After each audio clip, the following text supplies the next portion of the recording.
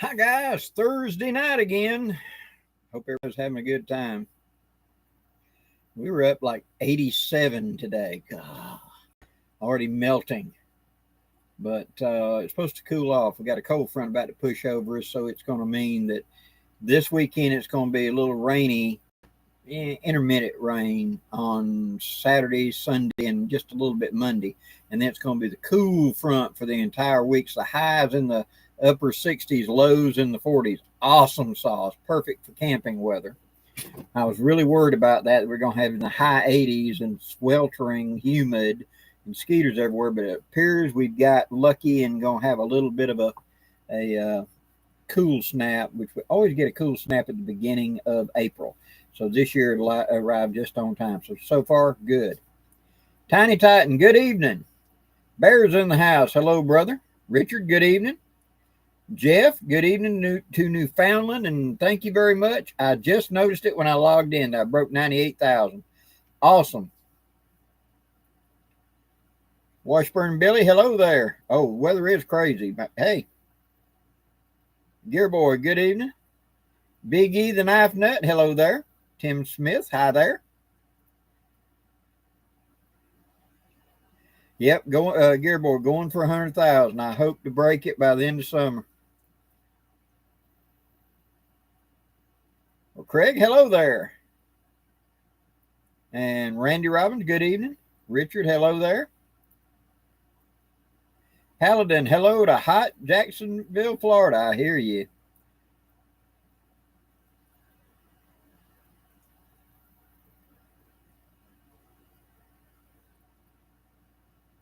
Mitchell, thank you very much. Hope you have a good night too.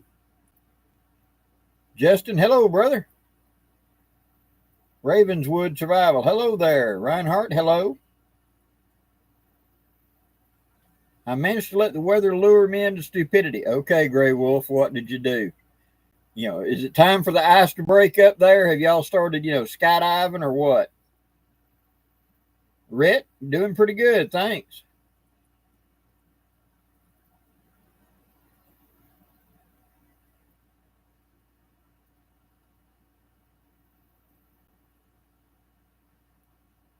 Hello to Brazil. Bushcraft Brazil. Hello there. Thank you for tuning in. Michael Hogue, hello there.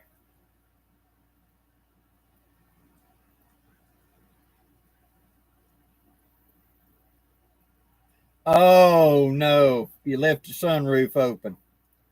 Yep. Ken Albert, good evening, brother.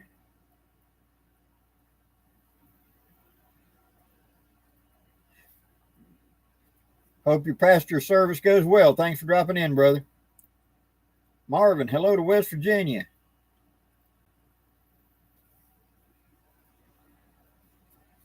William Moffitt, good evening.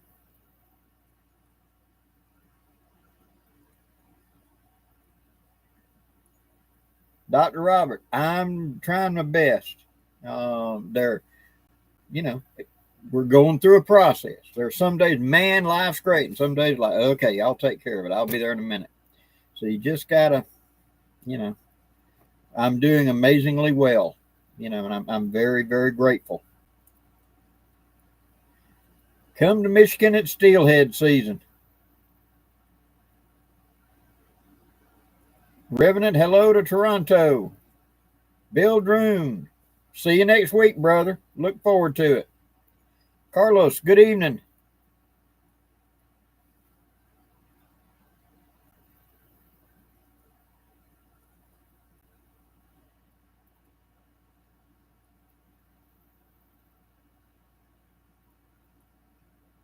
It's 10 p.m. Okay.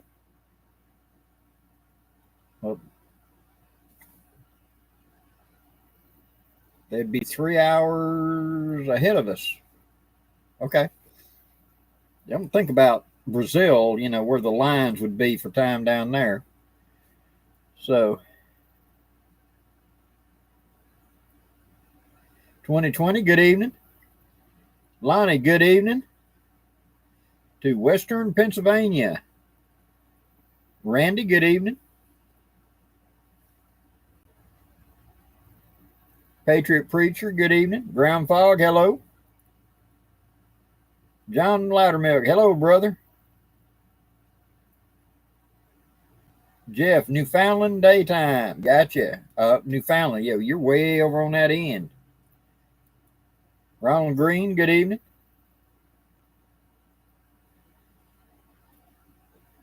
John Kennedy, yep, bring on the gathering. I will not be here next weekend. I'll be in the woods at the gathering next weekend, guys. And Richard, hello there. Frisbee is en route now. There's one or two others that are from way off. They're making their way this way now and should be arriving like Friday or Saturday. I will be coming out on Sunday to drop off firewood. And then I will be coming out to camp starting Monday. So that's the game plan right now. And but I'll be coming out Sunday, and I expect there'll be a couple people out there at the camp. They can keep an eye on the firewood. And then I'll be out to stay from Monday all the way to next Sunday. That's the game plan. But there is the thing. And with it cooling off, it shouldn't be so bad. But I have, since the stroke, I have not been around a lot of heat. Okay. And so that was one of the questions where the damage was. That area kind of regulates body heat. And I haven't had any problem with the cold this year. I mean, just no problem. Even when we had 10 inches of snow, I was out there crunching around. I felt cool, but I never felt truly cold. I never shivered or anything. And my wife has told me how I have woke up shivering. And I don't remember it. I went back to sleep in the bedroom when it was nice and toasty warm in the bedroom. So body heat regulation is thing. So we don't know how I'm going to deal with heat yet. And so I'm glad it's going to cool off. I was worried it was going to be in the high 90s or something, or be in the mid 90s and 90% humidity and just, you know, but apparently we got the cool front. I'll be okay no matter what. So hang with me, guys. We're playing it by ear and seeing how the body's doing day by day. Pink is leaving in the morning. Okay, he'll be up here then on Friday afternoon. Fish and Golf, hello to Illinois. Yes, John, it is. It's this cool snap supposed to go all the way through the week. Highs in the mid 60s or so, maybe low 70s, and nights in the 40s or 50s. Perfect camping weather. We're just going to have a little rain on the beginning, that first like Sunday, Monday, and then it's supposed to dry out for the week. So perfect. Carlos, how many days that gathering? It's officially going from Monday the 7th till Sunday the 13th. So a week long. Relatively a week, you know. Gordon, thank you very much. Hunter, good evening. Eric, 1 rimfire, 22 rimfire. 1 centerfire, 30-06. 1 handgun, 44.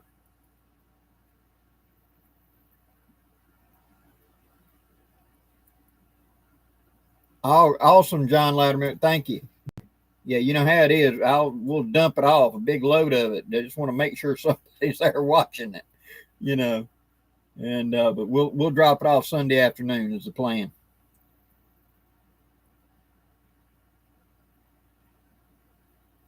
I'm glad you enjoy it, Watchbird and Billy. Chuck Miller, good evening. Yeah, Justin, 90 today and Saturday 50. Yeah, perfect timing. We got lucky. I'm not going to jinx it, but I got a good weekend again. We a good week, good timing again. So yeah. Hello to Cincinnati, Jim and Tim. Hello there. Paladin, based on the gear I have set aside, I'm going to smooth it for sure. That's the thing. We're coming to enjoy ourselves. When you're young, you want to make miles. When you're old, you want to make memories and just enjoy it. You know, been there, done that. I have climbed mountains with an 80-pound pack on before, many times, too many times. One of the reasons My arthritis is popping like crazy right now. So yeah, we'll just say been there, done that, got the t-shirt. Let's go and enjoy it.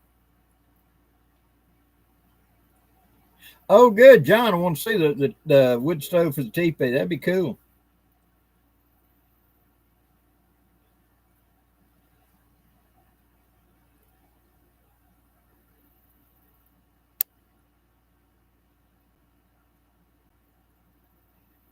Heath Blair, glad to do it. Thank you very much.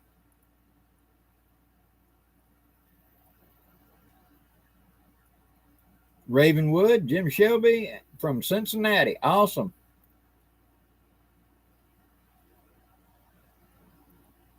Oh yeah, cast net and trot line, very helpful.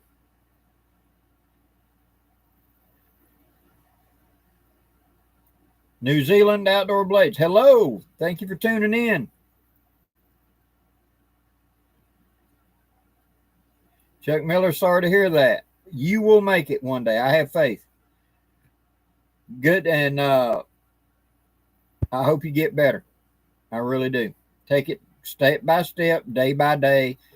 Never stop. Might have to slow down a lot, but never stop. Just keep going.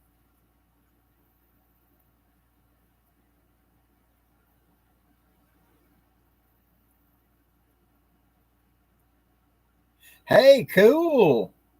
Gray Wolf, a Savage cap and ball. That would be awesome. They're kind of awkward. I've shot one original. They're kind of awkward, but very cool in the collection. William, did you ever find out what kind of poncho it was? We believe it is British. Somebody put down in the things they believe it's a British poncho, and so that seems to fit because the laundering tag was clearly in English, and the way it's worded, you know, lends me to think it's UK type. Their English is slightly different than the way we do it, so I can see that.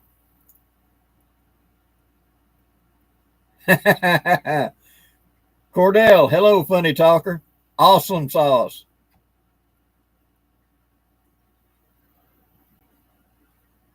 North Carolina Piedmont, good evening. Hope y'all are doing well.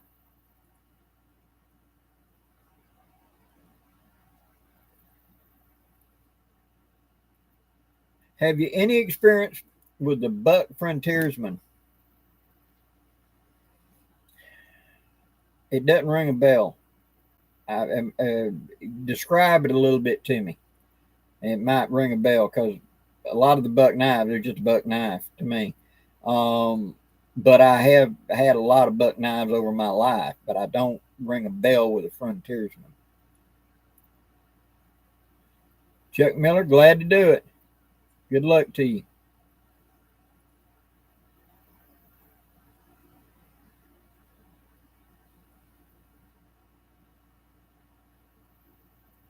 Low bore center line and gas seal. Yeah. Yeah, that Savage. Man, it looks good. And I seem to recall the hammer was a little odd the way it worked too. But there was a guy back in the 70s that was a local cop, and he was the local aficionado of any of the Civil War guns. He had a massive collection, and he wanted to have one of each. He had an original Patterson. He did not have a Walker, but he did have an original first model Dragoon. He had all kinds of guns, and that's where I got, he'd bring them out to the range on Saturday, 2 or 3 at a time to cycle them through and take pity on us little, 15-year-old kids that really thought this stuff was cool and let us get to handle them and actually pull a trigger on one.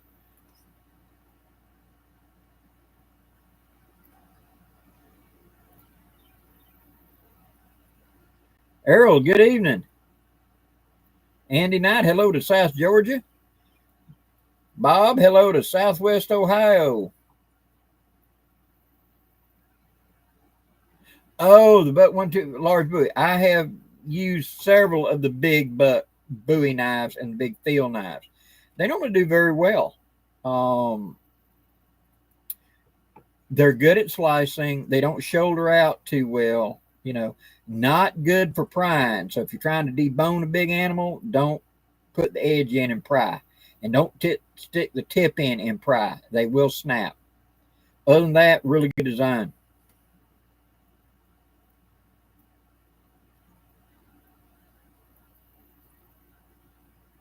Oh no, Gray Wolf. Sorry to hear that. That dun dun dun dun. Yeah, that bearing is gone. Well, up in your neck of the woods, everything's so cold and ice getting forced and packed in. It's amazing y'all keep ball bearings in the axles at all up there. I mean, it's just tailor made for a place to grind them and get rid of them. Like guys in the desert, guys in the ice.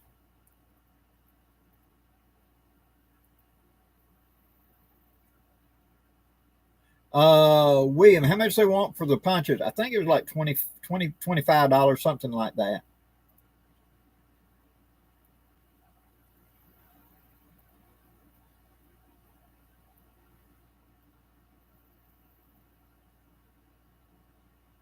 I hear you, Tim. Uncle Sam took a big bite out. It's where you sit down and you got to go like this because you're missing half of a cheek. Yeah, they took a hunk out of me. Apparently, PayPal is considered income no matter how the money got there. So if you pull money out of your own account, put it in your PayPal account, and then transfer it back to your regular account, it counts as income because they counted every dime I had put in my PayPal account, no matter the reason, as new income. They said it's offshore because PayPal is out of Deutsche Bank, out of Germany. So it's a transferring offshore money, so it's therefore taxable. Yay. They told me, you doubled your income. No, I didn't. Yes, you did. So I had to pay a hunk, and it took a bite.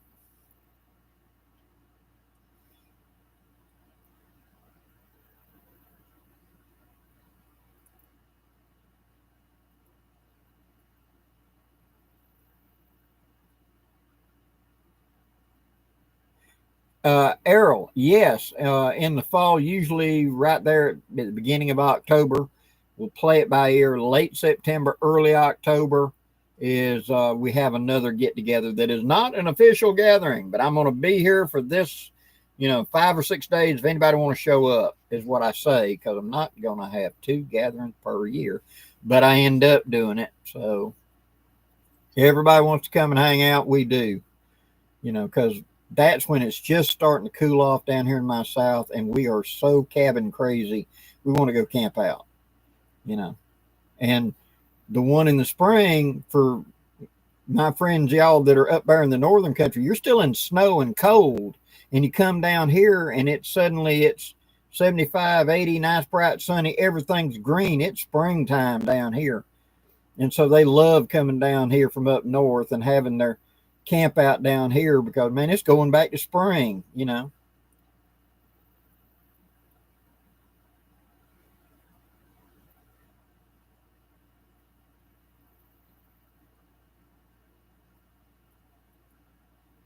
Yes, Tim, there will be one in the fall.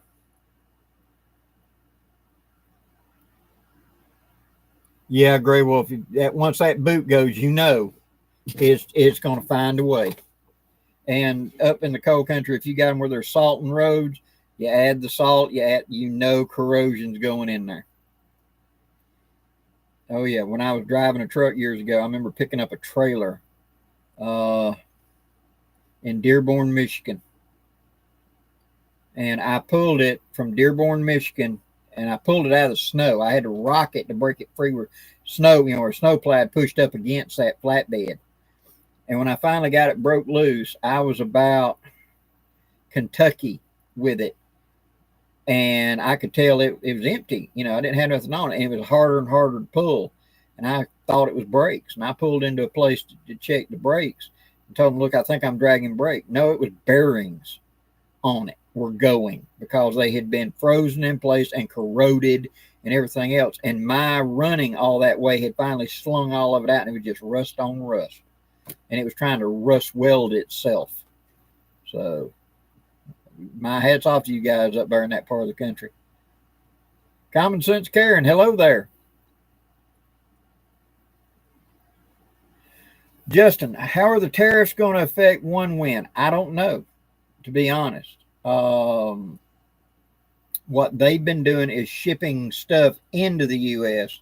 and then selling it out of a warehouse here. Still going to add a tariff, but their price is so good and they're part of such a big conglomerate. I don't know how they're getting in here, you know. So we shall see, you know. What I'm hoping is American companies step up. It's going to give American companies the opportunity to step up, and where it'd be a level playing field and they can compete against that over. We can make anything they can make, and probably at a better price if you just make the playing field level where it ain't everything's in their favor and we're fighting uphill. So all I'm going to say on that, you know, I come from a place that we had cotton mills. You know, I have seen the dark side of industrial labor. So, Cow Tipper, hello there.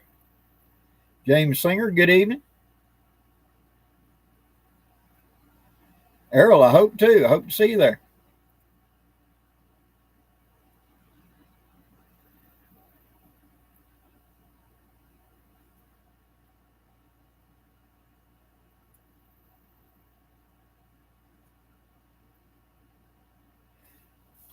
Gray Wolf, I would go with the Remington choke for one good reason up there in your neck of the woods. Brownells sells a Remington choke that's got riflings in the choke. And if you'll get not a rifle slug, but a plain slug and fire it through a rifle choke, it will stabilize it usually to where you could stay on a deer out to 75 yards. Now, you got big game up there, so you should be able to stay on it much farther, but it will increase the range of your shotgun with those rim chokes. We've done it before. I've got from Brownells the rifled rim chokes and screwed in. And if I have a choice, I normally go with rim chokes for that very reason. They're cheap, easy to replace, and if it ever breaks or whatever, they're easily to replace.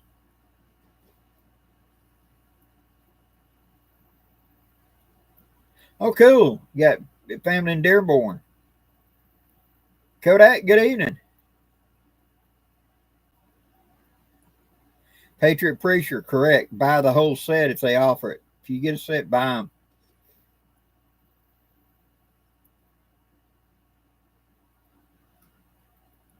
All right, Watchbird Billy. Yeah, I hear you. Yes, Justin, I think it is.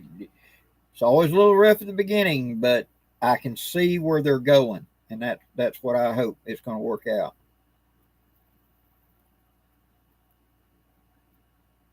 Yeah, Gray Wolf, I hear the rifle one is a way to go. Used to. Now I haven't seen it in years. Okay, so my information is probably, but Graff and Sons, because they did all that shotgun stuff. They used to do a thing, usually in about this time of year, April or May. They'd put on sale sets of all the Remington chokes. And I bought years ago, I bought a mega set that you could pick three calibers. And so I got three gauges. I got a 12 gauge that was a cylinder, improved, modified, full, extra full, and a turkey choke, 5 chokes. And then I did the same thing with a 20 gauge, and then did the same thing with a 28. I didn't own a 28, but a guy did. And it was like $110 for that, but it was all of them. You know, try to find a turkey choke for a 28. They did make it at one time. And he had a 28. And he had a really good place where he could turkey hunt. And it was going to be 30 yards at the most because you couldn't see down in there. You know, if you had a shot, it was close. And he was dying to try to take one with a 28. Shane, good evening. Elron, good evening.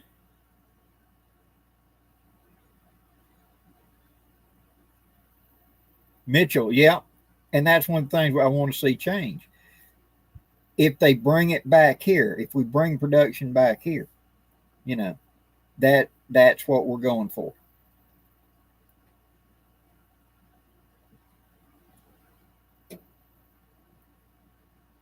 Tom's Outdoor Adventures, good evening.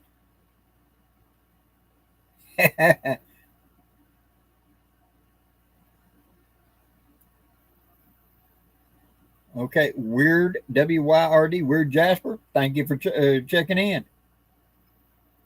South Carolina Knife Monkey, how you doing? Are you at Georgia Bushcraft? I will not be there this time. I had planned on going, but I've decided to focus on getting ready for my gathering instead of going up there, spending 3 days up there, and then have to run back here and spend a week in the woods. And so I'm focusing down here. But I will probably go to the fall up there.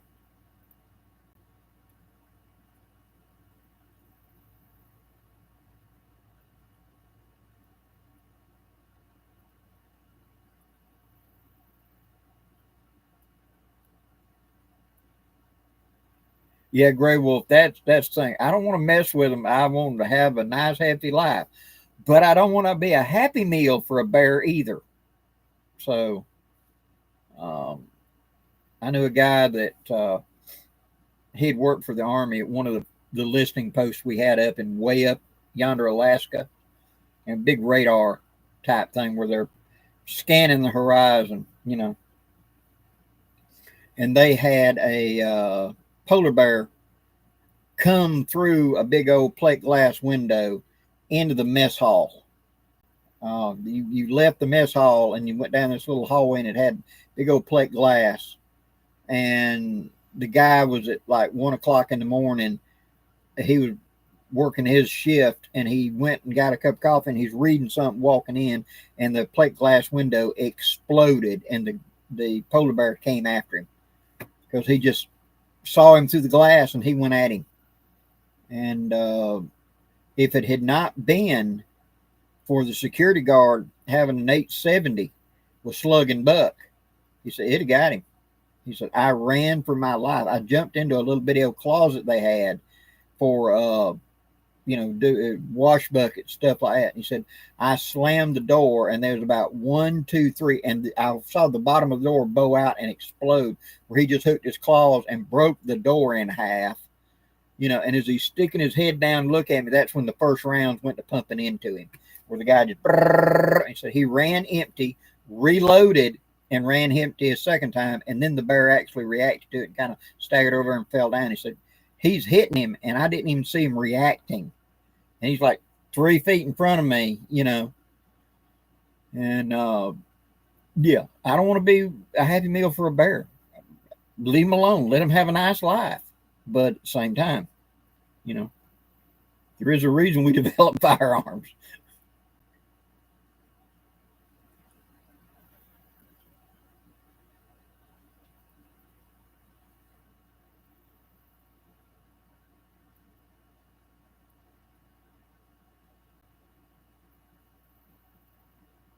Yeah, Gray Wolf. 30-30 is a good one. 30-30 loaded properly will do quite a bit.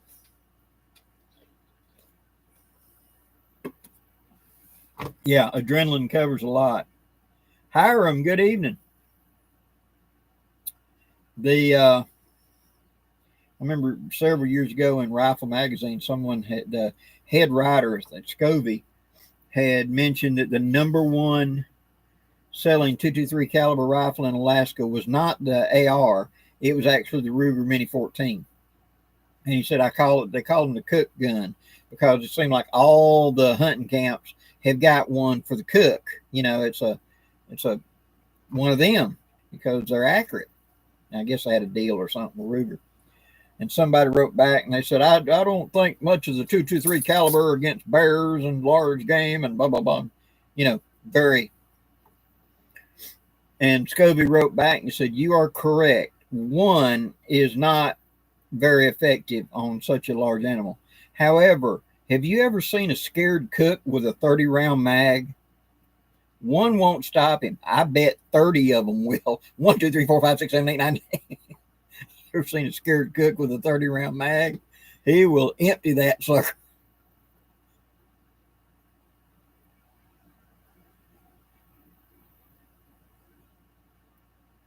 Will Rowell, howdy.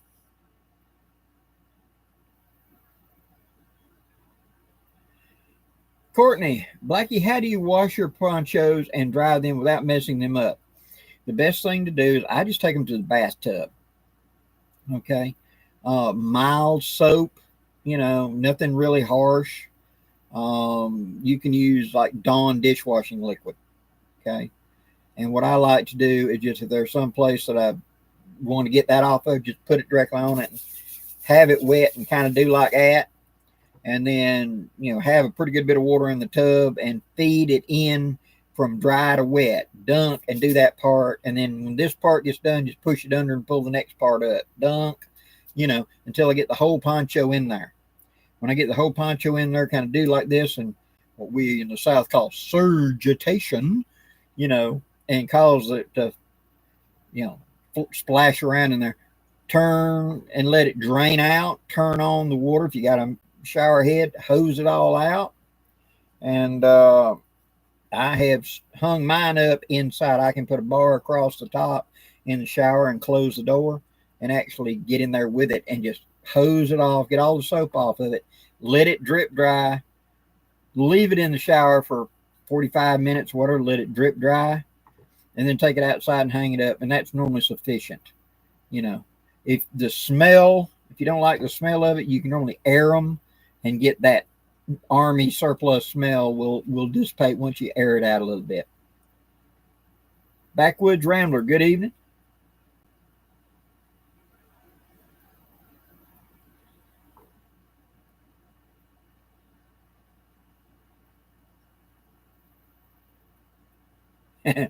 If 5.56 can go through a 4-inch piece of oak, then I don't know what you're saying. Yeah. Well, what they're thinking sporting one round, like pow. They're thinking, they want a 300 Winchester Magnum to go up against, a 1,000-pound grizzly. Well, yeah, if I was hunting, I ain't hunting. And at the same time, that 223 will take out wolves, prairie chickens, small game, rabbits, whatever. And in a pinch, put 20 of them in there and you will dang sure, make a pin cushion out of anything large. And but it's meant to be a multi-purpose, not truly hunting gun. It's just there for if the cook needs a gun, if there's wolves or whatever that's going to harass them, And it makes Mini 14 is loud. That barrel and everything, she's loud, and that's part of the scare factor when you're trying to shoo off something big like a moose. You don't really want to shoot the moose, but you want to make him leave the compound and get gone, go out there and go bang, bang, bang into the snowbank and see if you can get him to show you his hooves and get on out of there. That's one good part about it.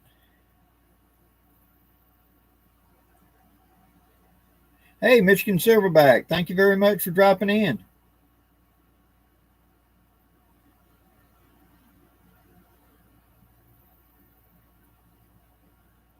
Charles Martin, have you and Bear been doing videos since he is retired, or is he taking it like a? Me and him went and shot. I shot the video that you're going to see tomorrow, and he shot 3. And then tomorrow we're getting together and we're going to shoot a couple more. So I got stuff to post while I'm at camp. So, Diane, good evening. South Carolina Knife Monkey, are you camping right now? No, I am not. I am at home.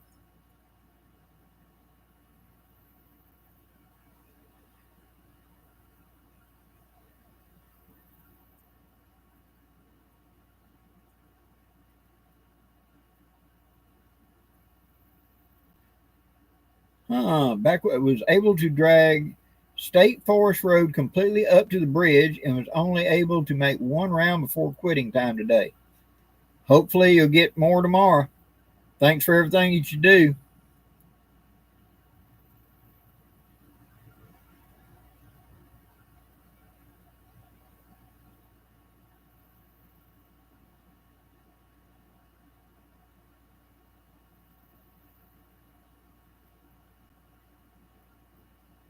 Yeah, Bear's editor-in-chief now is his daughter, which I think that's pretty cool. She is pretty cool. Satchmo, good evening. Yep, everybody tell Bear, congratulations. He finally retired. He is no longer, one of the working. He is now one of the retired and can do what he wants to do now.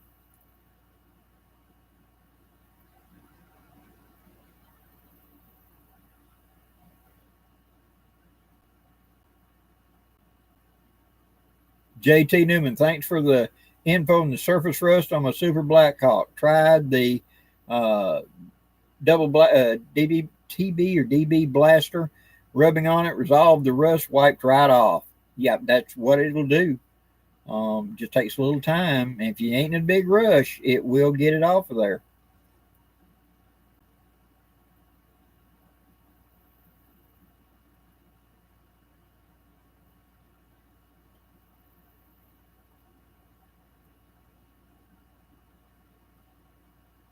Oh, cool. Backwoods Rambler. Well, then you're off till Monday then. Cool.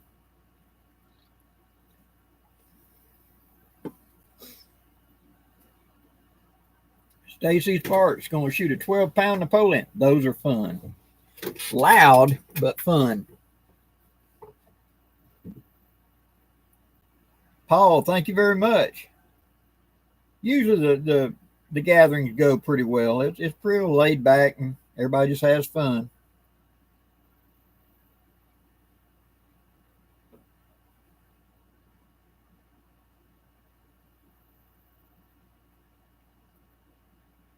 Patriot Preacher, Bear can now devote full time to keeping Blackie in line.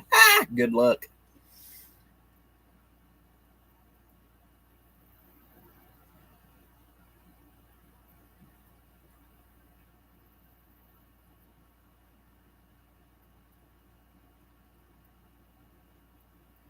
Will, how do you like the 22 Hornet? Very good caliber, especially for smaller game, things like that. Very flat shooting, great varmint caliber. Can be very effective on something up to a whitetail size with proper placement. It'll do anything the 223 will do, in my opinion. In real world application, it will. I had at one time, many, many moons ago, a 22 Hornet, and I helped, hand load for a friend of mine who's a devotee of the 22 Hornet and was very, very happy with it. So it can be a very effective caliber. Yeah, Bear can finally get his cookbook done. Yeah.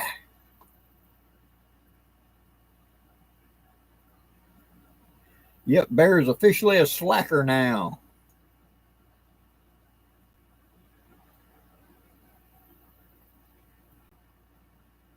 MT Woodrunner, hello to Montana.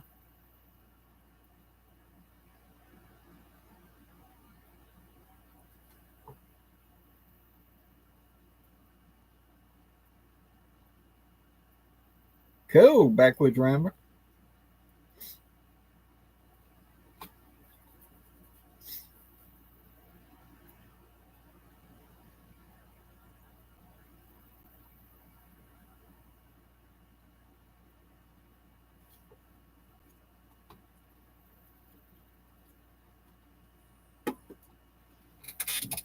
Oh, there we go. Blackie and Bear present the Lower Alabama Bushcraft Society Cookbook. Yeah.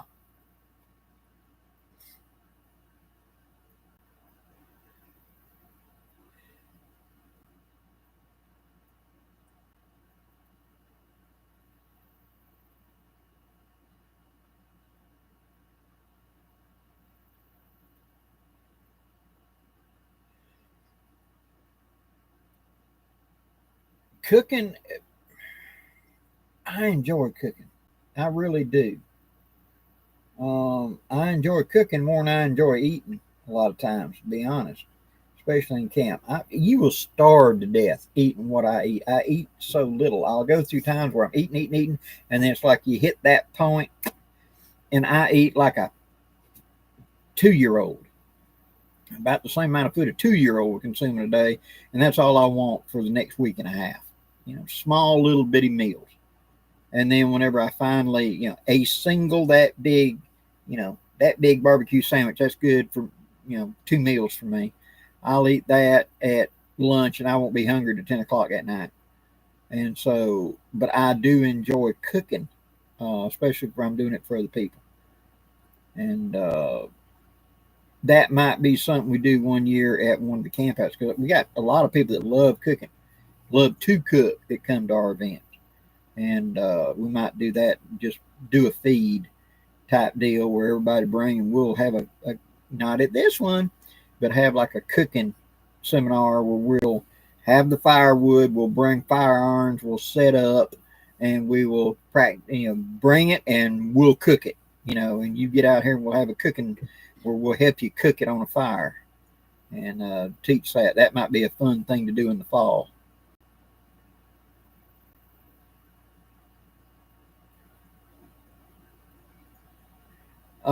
Will, have you gotten any tornadoes from these storms? We had one come over the house earlier in the week, when that front went through, and I was out in the front yard and looked up and saw it going over. It never had ground contact, so it skipped over us. But then about 15, 20 miles from me, it did. And a school about 30 miles from me in Dothan, Alabama, they got hit by one of the tornadoes. They were just a wall of storms going that way. It only lasted like, we got 1.5 inches of rain in 45 minutes, and then it was over. Sun was out. Welcome to the South.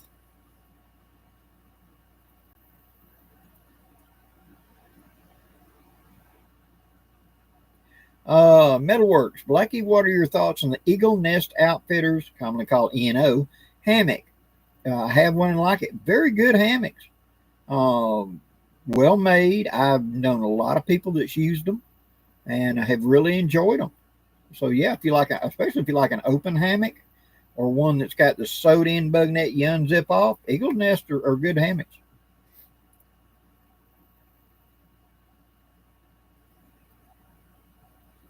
I did not know that black eyed peas were called lobia.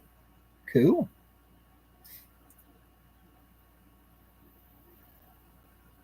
Two guys in the Ozarks. Good evening.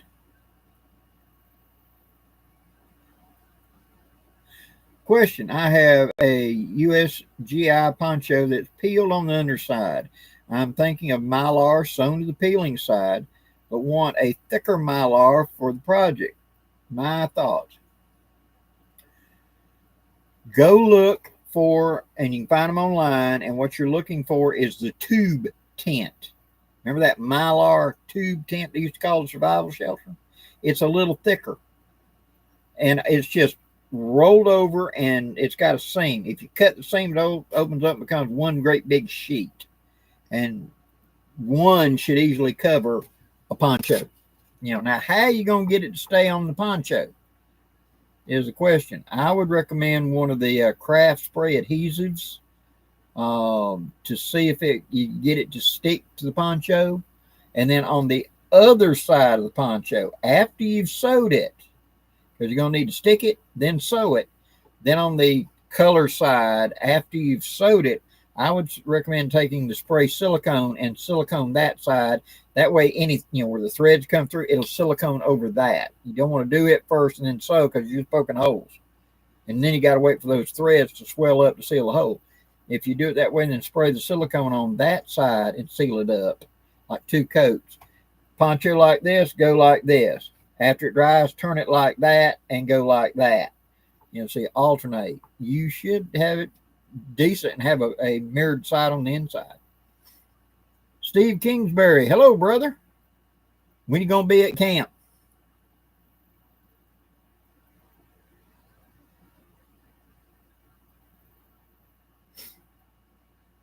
Ed, good evening.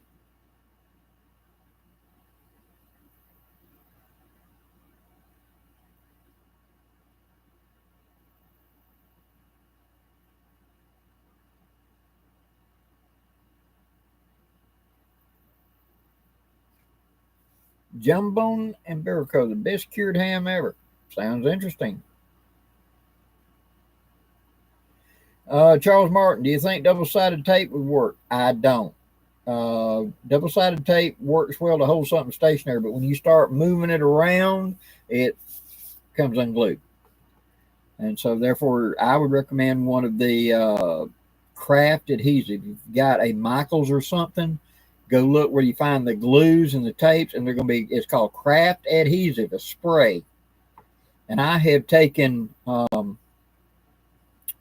old U.S. Army foam sleep pads and glued it as soundproofing into the inside of Chevy pickups, inside the doors, up under the hood, and stuff like that, and just spray it. What you want to do is you want to just mist it. Don't try to truly cover it. Just mist it. Give it about 10 minutes. And then come back, put a second misting on it, and this time take the Mylar and mist it. Give it about 5 minutes, and then put them together, and that normally is a grip. Then it should stay. As always, practice. Try it. Take a piece of scrap and try it and see what happens.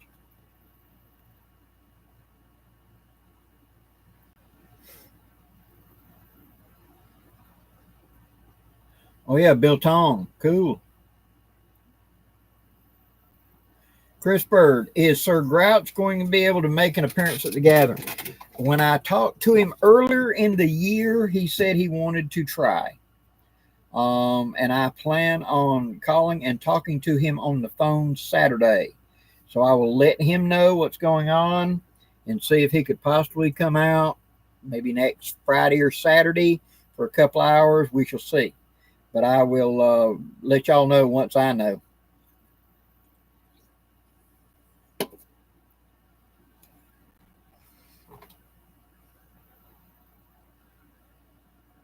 Tom's Outdoor. Good. Looking forward to seeing you.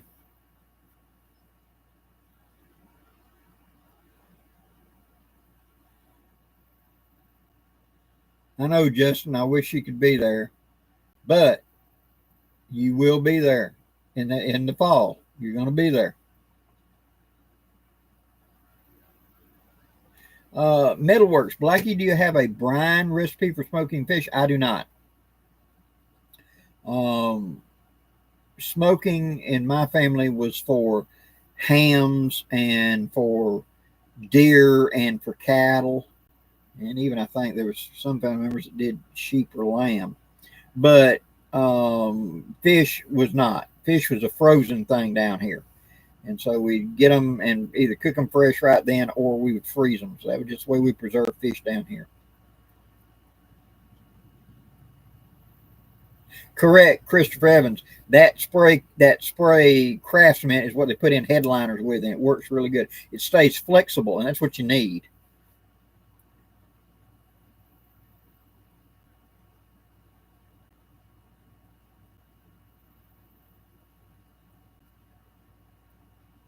Yeah, a Michigan Silverback, correct. The one Tigris has a ground type tent bottom for like $21 that's waterproof, lightweight, and I think it's about 82 by 65. Consider using a poncho liner for the fella who was asking about the poncho. It's a good idea. He may have been wanting to put the reflective side though, because when you put it as a heat reflector, as a tent, that's being real popular right now, putting the Mylar on the inside to reflect heat in.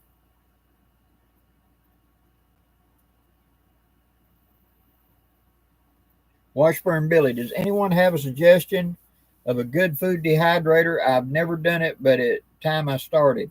Bear, you know more about the food dehydrators than me. Terry, yes, WC will be there, I think Wednesday. He's supposed to roll in. And I promised him I'd make biscuits. So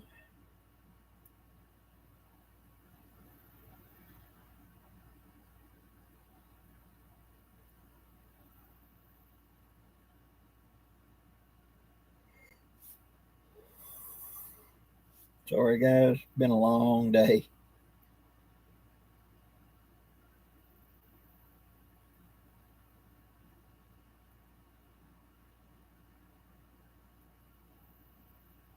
Will, do you like the turkey out? When I was younger, I did. But I've got to the age now I just don't really care that much for hunting. I love to go out. I love to scout. But I really don't care anything about the hunting anymore. It's just like, let it go. Now, if I got hungry, you can bet, but at the same time, it doesn't have the thrill it was when I was younger for any kind of hunting. But I do enjoy going out and helping other people learn and passing on some of the knowledge to them that I learned of how to hunt and tips and tricks and things like that. Like when a rabbit, runs, you whistle. Like that fadeaway whistle. That's a hunting hawk.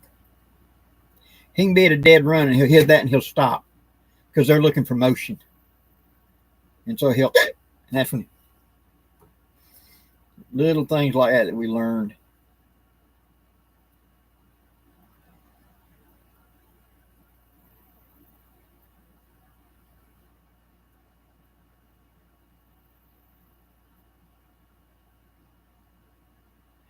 Blackie, do you have a recipe for pickling fish? I'm sorry for the post. I'm trying to get into preserving more resources like canning. I do not. Again, in my neck of the woods, fish were typically baked or fried, fresh or frozen. We had deep freezes. And so I'm sure I have eaten canned fish at some point. But in my neck of the woods, it was vegetables and it was like deer meat or hamburger or something like that was canned or brined and put up. It wasn't fish. So I'm afraid in that I am woefully lacking.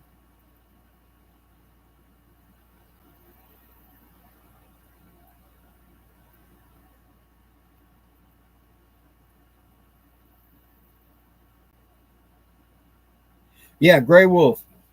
It works on a lot of different animals, but we would take 2 quarters and put the ridges together and do kick, kick, kick, kick, kick, kick, and that's how you'd call squirrels. It made them think they were fighting. We'd call deer the same way. You'd take 2. Now today you got rattling bags. We didn't have them when I was younger, but we'd take two quarters and put them together. Tick tick tick tick tick tick tick tick. And the deer, you'd see their head pick up, and they think what they were thinking they were hearing is antlers crashing farther away. So they don't think of you. They're thinking they're hearing something like a quarter mile behind you. And so they'd turn and start coming toward you, looking in the distance, trying to see, not looking up at you, looking, trying to hear where the fight was. And so therefore we'd get deer to come to us. Tick, tick, tick, tick, tick. Same thing with squirrel.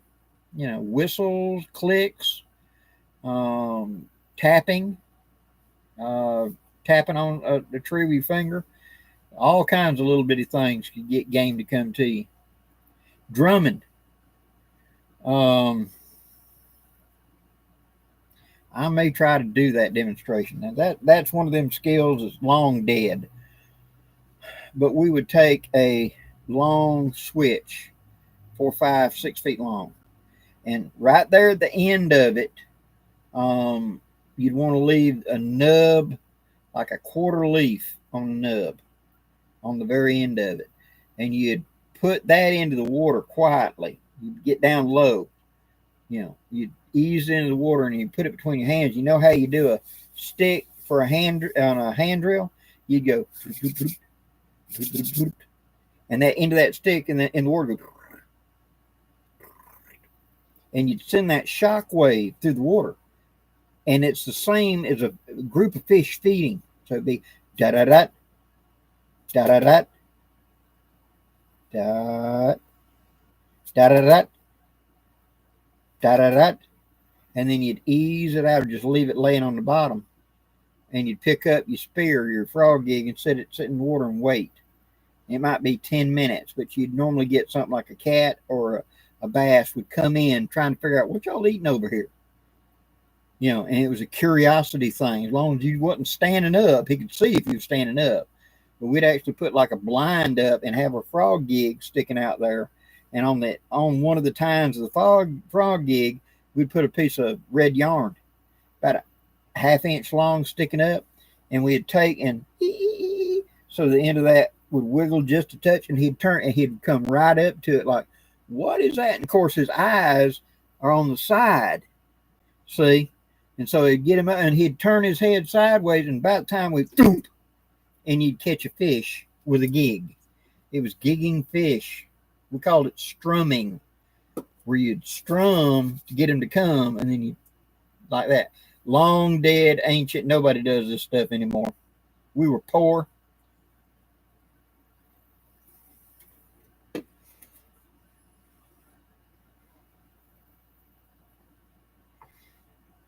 Yes, mudslinger. Flint was probably used for the same reason.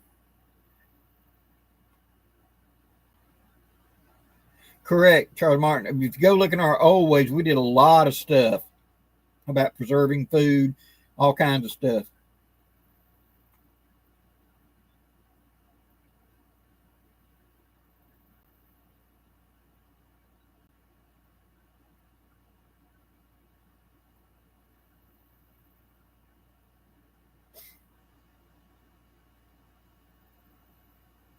Yeah, I've heard of that, of hitting a milk jug with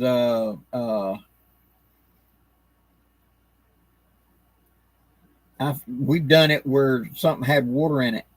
We would take an army canteen, or better yet, one of the round Boy Scout canteens, when it's maybe got like a half-inch clearance in it, and you could do this, be a boom, boom, and that sound would echo out.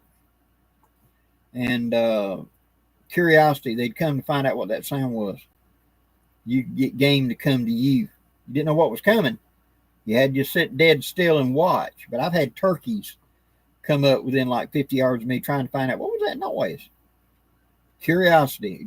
My good friend and now dearly departed Dan Lutz talked about curiosity will override caution in a wild game animal. If you can get them curious, they'll walk right in. You just got to get them curious.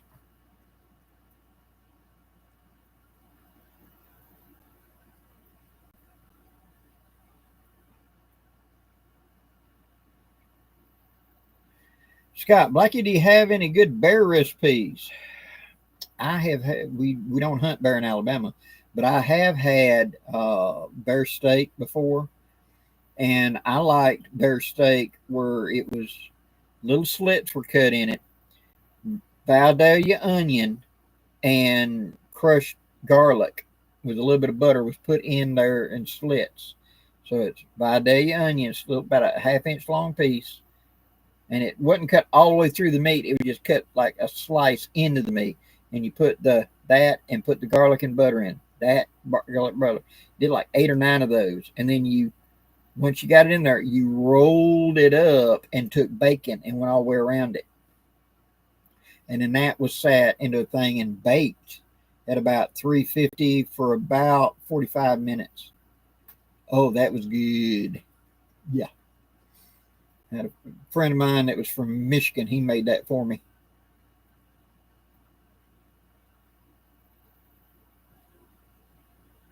Christopher Evans. Okay, here's what I recommend for poison ivy, poison oak, poison sumac. If you're one of them people that is allergic to it, go to the baby department at Walmart.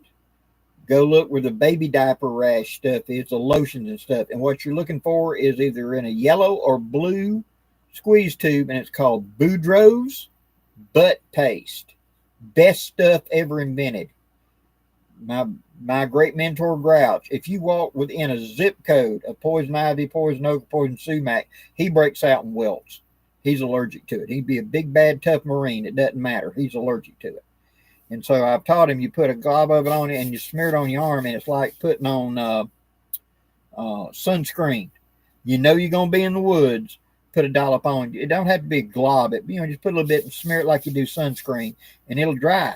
And it's a waxy like. And all of those are a acid that comes out of the plant that burns your skin and you react to. By putting that coating on, it puts a layer on your skin you can sweat through. Remember, it's for babies. But at the same time, it doesn't come off easy. It'll wear off over time. You do wash it off, but it will give you an advantage where you can brush it or accidentally bump it and not automatically break out with it. The other thing is take a sock, regular old sock you don't care about anymore, put a bar of soap in it, put a hole in the top, and put your belt clip on it, and clip it to your belt, clip it to your pack. If you think, oh my God, I just got poison over you, whatever, you grab the sock. Don't take the bar out. Just bring the sock up, dump canteen water on it, and lather up right then and wash it off of you. That's what Grouch taught me. It doesn't bother me. I can lay down in it. And it at the worst, it'll be just like, that's it. You know, he can walk by it, and he just got welts all over him in 20 minutes. And so between the Boudreaux's butt paste and the bar of soap in the sock, that's how we run in the thick stuff, especially this time of the year when it's warm out and all of it's out, and man, the sap's running and the acid's there. You don't want to brush up against it.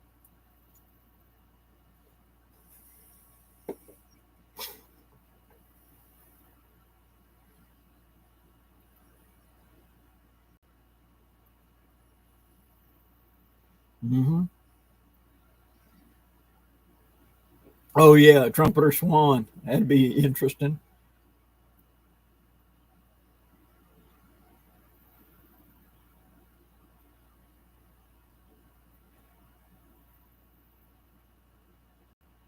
Washburn Billy, good.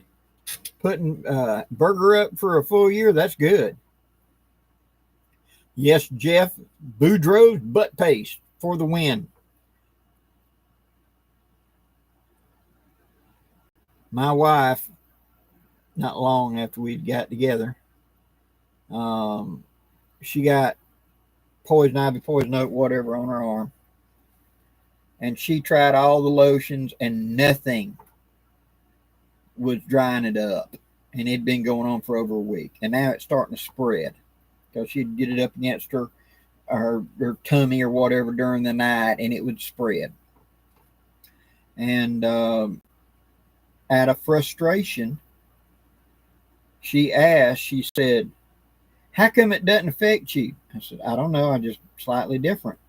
And she said, well, what did y'all do when you did get it? I said, well, you won't do what we did.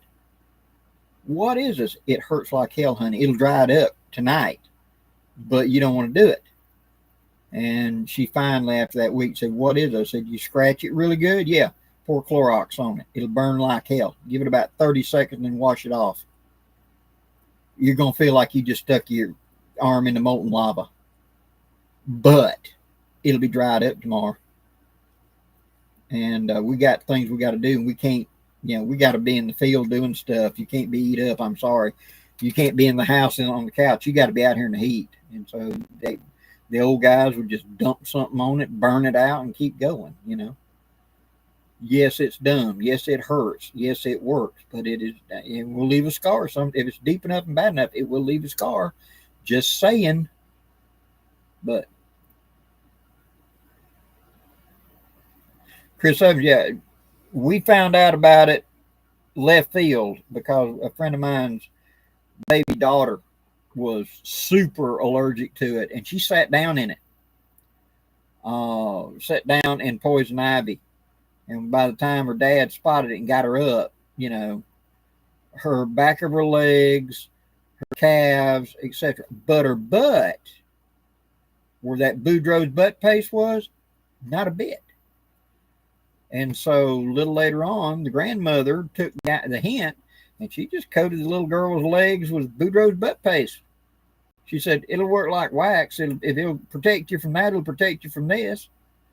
And it did, and that's where we figured it out. And I have recommended it to a lot of people since then, that if you're somebody that's allergic, carry Boudreaux's butt paste. I don't care if the name sounds funny.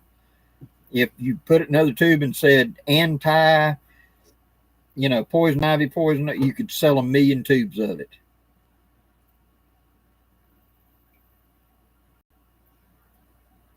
Number one, Big Bear. Sorry you had a flat. Ed, glad to do it. Clay, what sewing machine was the Sunday video? If you'll go look on Amazon, look leather stitching or leather repair machine, and it's going to pop it up. And when I looked the other day, it was like $119. You're going to know you got the right thing. It'll be green like mine. They also make them in black, and I have seen a blue one. Same exact machine. It's just what they paint it. It's got this three-legged, stupid-looking little flimsy.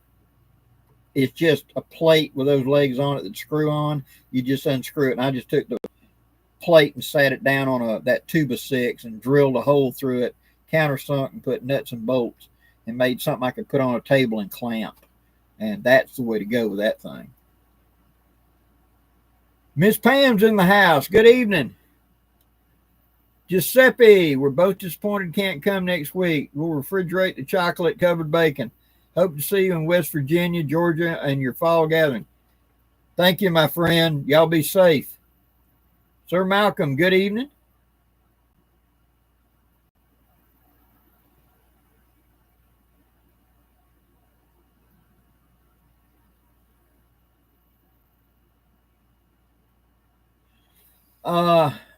Giuseppe, any suggestions for a camping power source and refrigerator for her yogurt? Yes.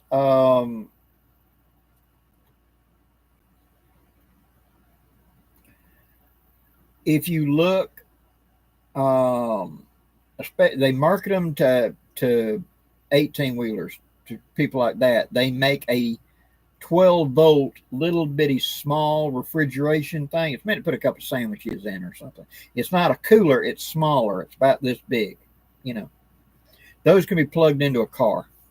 And if you will add a little ice in with it down there around it, you can have one that you can just plug in and cool it off for 20 minutes, and it'd be good for 5 or 6 hours, and you just plug it back in. That works. And you can also, I like my Blue Eddies. Depends on how much money you want to invest, but the Blue Eddies and then a solar panel to plug into the Blue Eddy will do a good job for camping. Plenty of light, plenty of everything.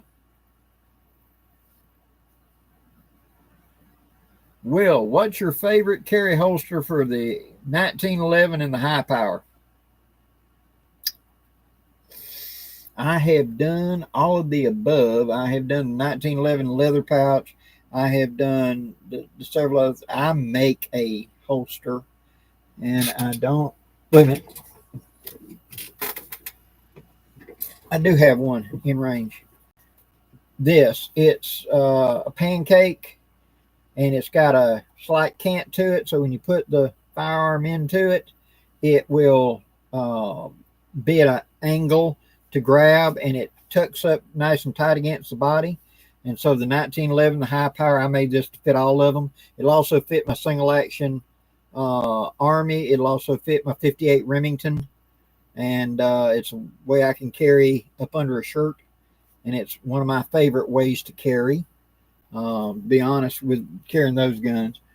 Now, if it's just a plain 1911, it's usually no holster. It's Mexican carry inside the waistband. I'm a skinny waist dude. I don't have a lot of real estate. And any kind of holster underneath the shirt just telegraphs like, yep, right here. So the only way I can conceal carry is put it inside the waistband and put a shirt over it. I can hide one pretty well that way. So both my high power and my 1911, that's my preferred carry.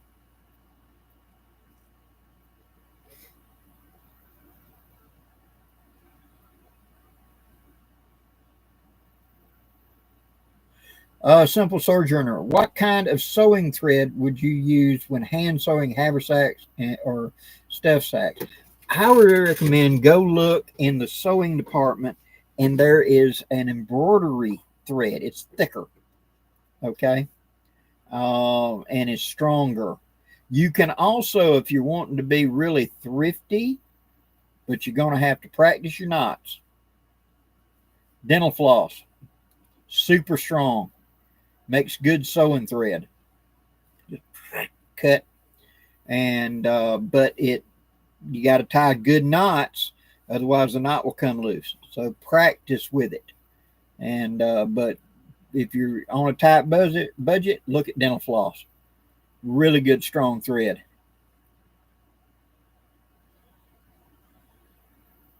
Justin, thanks for dropping in. Say hello to Pink. Tell him I look forward to seeing him.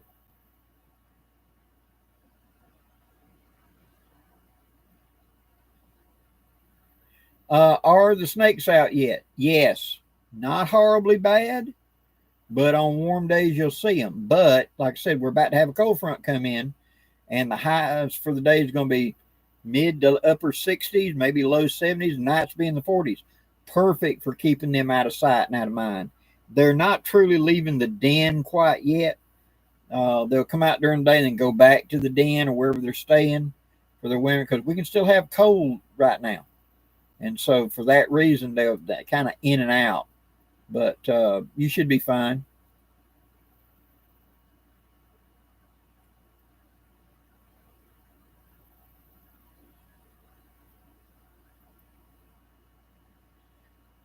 Jay, oh, great. Good evening. Got late to the dance. Got my order from Made Ready Gear.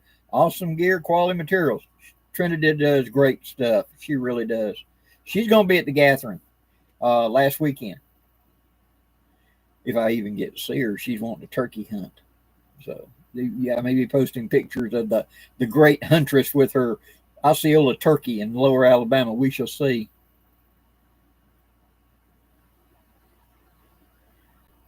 Good evening, Will. Sleep well.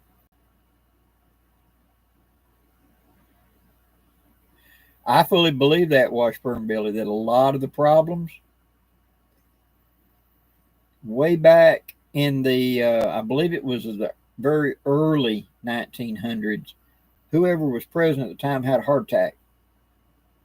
And it was so rare for there to be a heart attack that most medical doctors had never seen one, even knew what it was. And so they did in-depth searches, and what this team came up with was sugar. There was so much sugar had become available about 1903, 1905 at a low enough price. It was being put into everything, and so it was in too much sugar, and so they were reporting that it was excess sugar.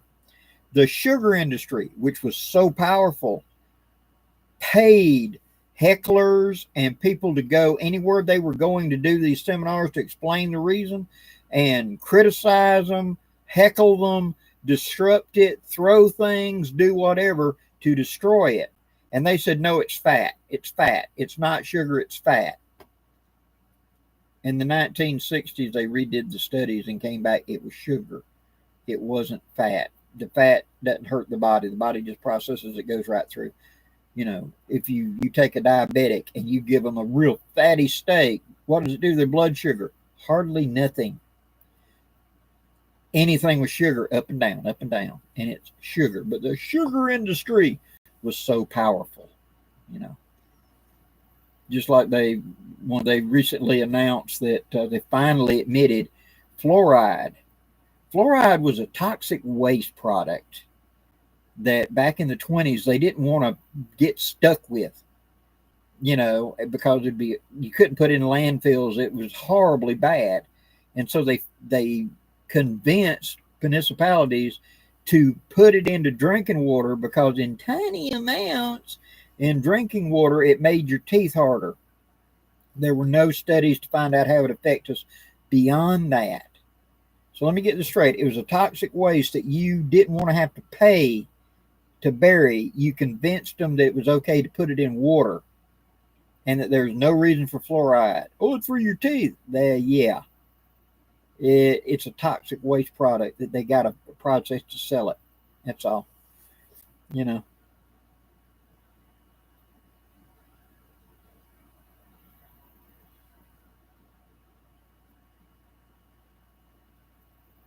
Will, one more thing. How do you like the Officer's Defender 1911? Great carry guns. I had an officer's model for a long time, and that was my favorite carry 1911. It really was. It had a full-size mag. You know, I don't care about the grip. I want the grip full size. But that little bit shorter, a little faster out of the holster and everything, quicker out of the waistband. and it was my preferred carry for probably 5 years. And then I went to a match, and somebody saw how accurate it was, and they went to counting out $20 bills, and I couldn't say no. So.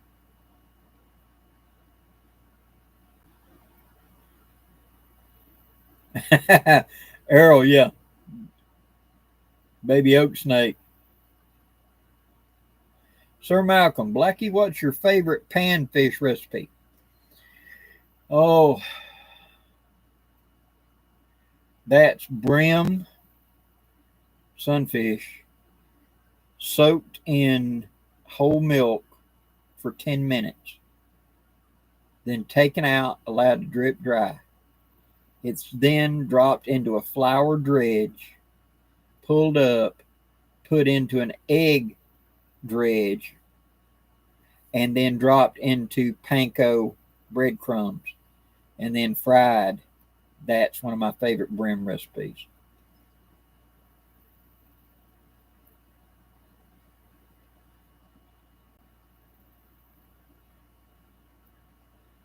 Thought Harding died of shellfish poisoning. Yeah. They found out that he liked a glass of milk every night before bed, and they figured out that that's how they poisoned him.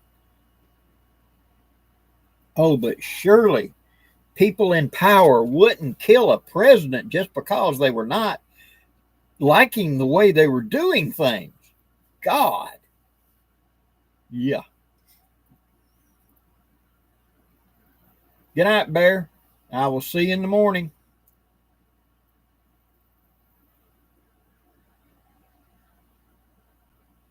Charles Martin, yeah, they said eggs were bad for you, and then they brought out those egg substitutes. Remember the little milk cartons for what was that stuff called? Eggs Best, eggs something, and you pour it and say that's what McDonald's and all of them were using. Eggs are bad. Use this.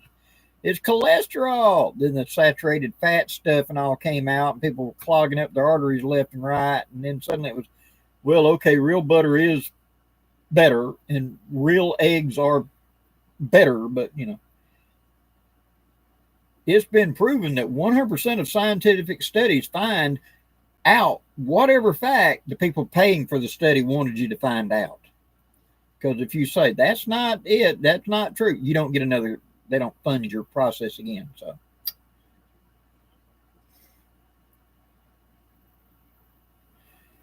Dances with Empties. What's your favorite revolver and barrel size for carry? Okay.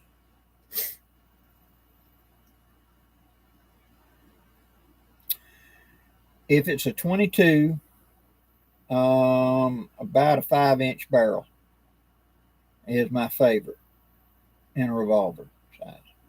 If we're talking a 38, it's a 4-inch barrel is my favorite belt carry size for that. If we're talking 44, if it's a 44, 40, 44 special, I like a 4 3/4 barrel. If it is a 44 Magnum, I like a 6-inch barrel. If it's a 357 Magnum, I like a 6-inch barrel on that. That covers the most of them. That's my personal. Now I have had 7.5-inch barrels. I've got a 7.5-inch barrel right now, 45 Colt. Love it.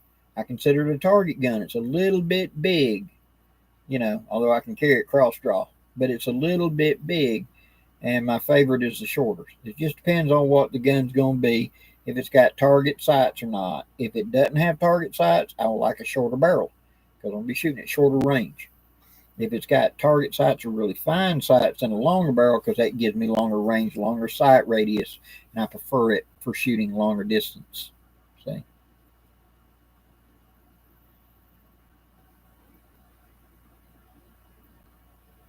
Yes, Washburn Billy.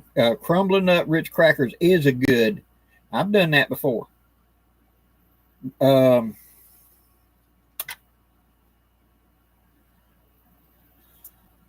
Crumbled up Ritz crackers, almost to powder, mixed with peanut butter and a little bit of Nutella. The peanut butter and Nutella has been put together. Mash that into the pan as the crust. Okay. And then into that, you put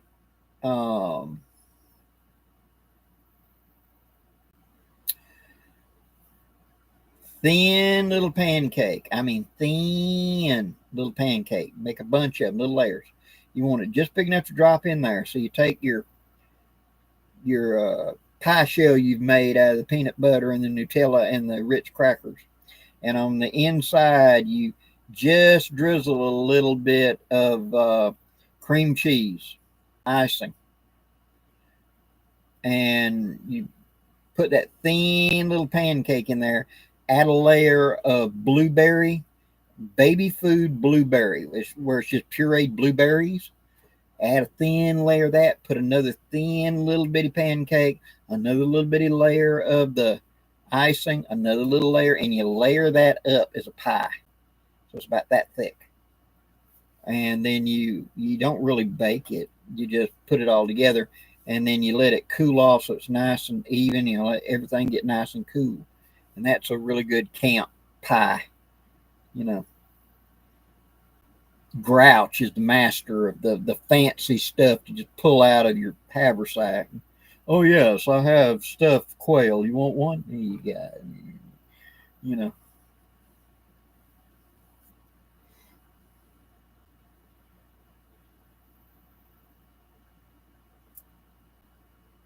Yeah, Grey Wolf, correct. They were on board with it, and they kind of like got silent on it. Ain't that amazing? It's who's funding the background. Remember in the 50s when they were telling you that cigarettes were healthy?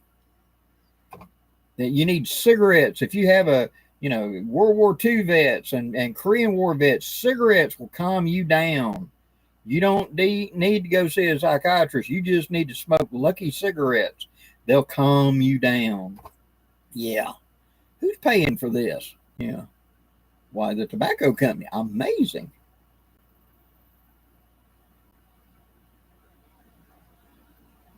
No, no, no. The one and only Nicole. I carry a Rough Rider with the short barrel. I do know the one you're talking about, the long barrel, that revolving carbine. I don't have one of those.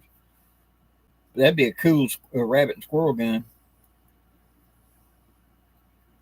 Yeah, it's only a law until proven not. I agree.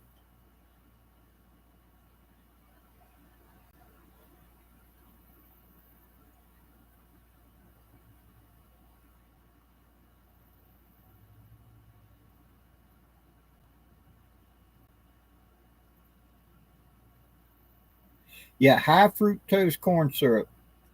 When I was a kid, that was corn cob jelly.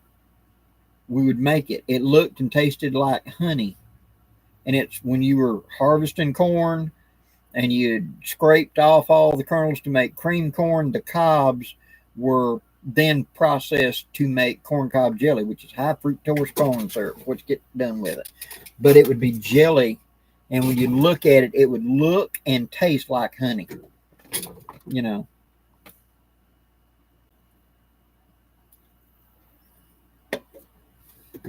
Terry, what type of oil do you fry fish in? I prefer peanut oil. I understand the bad things about all the nut oils right now, but most of my life has been peanut oil. But now, having said that, I live in a town that has a huge peanut oil factory. That's Sessions Peanuts. And my daddy worked for Sessions Peanuts before I was born. So it was always just a given that peanut oil was the oil of choice for cooking oil. Although good old lard does a real good job. So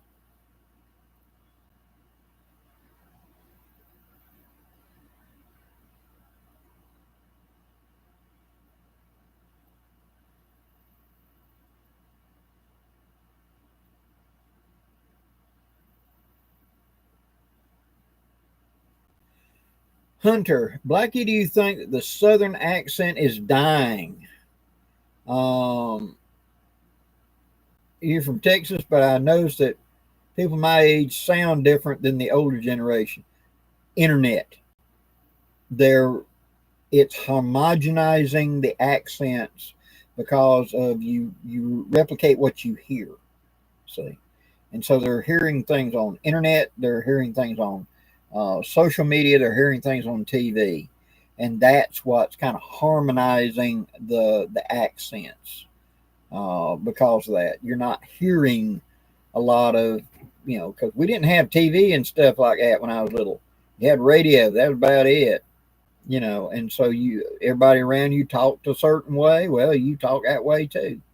you know and whenever I came out of uh, high school, uh, it drove my teachers nuts because I was never an A student. Don't let me think that, but my scores were so high because I had an intellect. I was very smart, but the way I talked, my language, I sounded like a rough redneck. And yet, when they looked at my scores, and I was reading and comprehending beyond many times even their levels. I was in high college level in 10th grade. I could read and comprehend, and writing, etc. But whenever I spoke, I sounded like a hick redneck. Well, none of the people in my mother, my father, they didn't have any education. My dad had spent one day in school in his whole life, period. My mother had a third grade education. My grandmother had none that I know of. And most of the old people that I was around growing up as a small child didn't have any education either. And so my language reflected that influence, because if I used big words, they didn't understand me. Even though I could read and understand them words, they couldn't, you know. And so language is based on how we react, how we express it. So if you spend a lot of time watching BBC TV shows, you'll start picking up a British accent. People will adapt.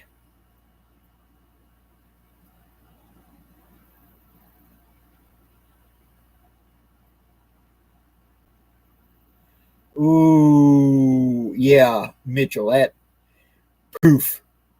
Yeah, that didn't work. Anonymous, should I switch to Spiller and Burr? Actually, I would recommend against it. I like the Spiller and Burr. I have had a Spiller and Burr. I have done videos on Spiller and Burr. But the Spiller and Burr design has one major little flaw that most people ain't catching. And that's because when you fire, the clearance between the top of the cylinder and the front of the barrel and the cylinder is so tight that pressure rolls up and over, and the cap. So you're firing this center cap, the cap on either side, the one you should have already fired and the one you're about to fire, it blows the caps off with enough force that when I would shoot, it would blow the cap off hard enough that it would hit my thumb and actually leave a bruise like you got shot with a BB gun, where that gas would come back and just blow the caps off the nipples. It's the way it's designed. Now, if you stick to about like a 10 grain, 12 grain charge, you're okay. But if you ever try to load it up, it just blows. And so that's one of the weaknesses of that design. So I'd recommend the Remington 58 over the Spiller and Burr, to be honest.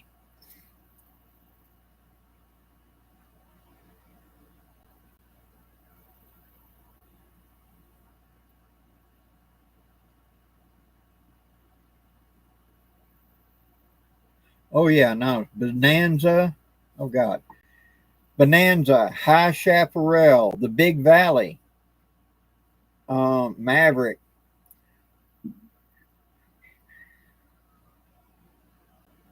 The Streets of Laredo was my favorite. It was a little more of a screwball comedy. I like the Streets of Laredo and Maverick, and Have Gun Will Travel, and Wanted Dead or Alive, and then of course Gunsmoke. You know,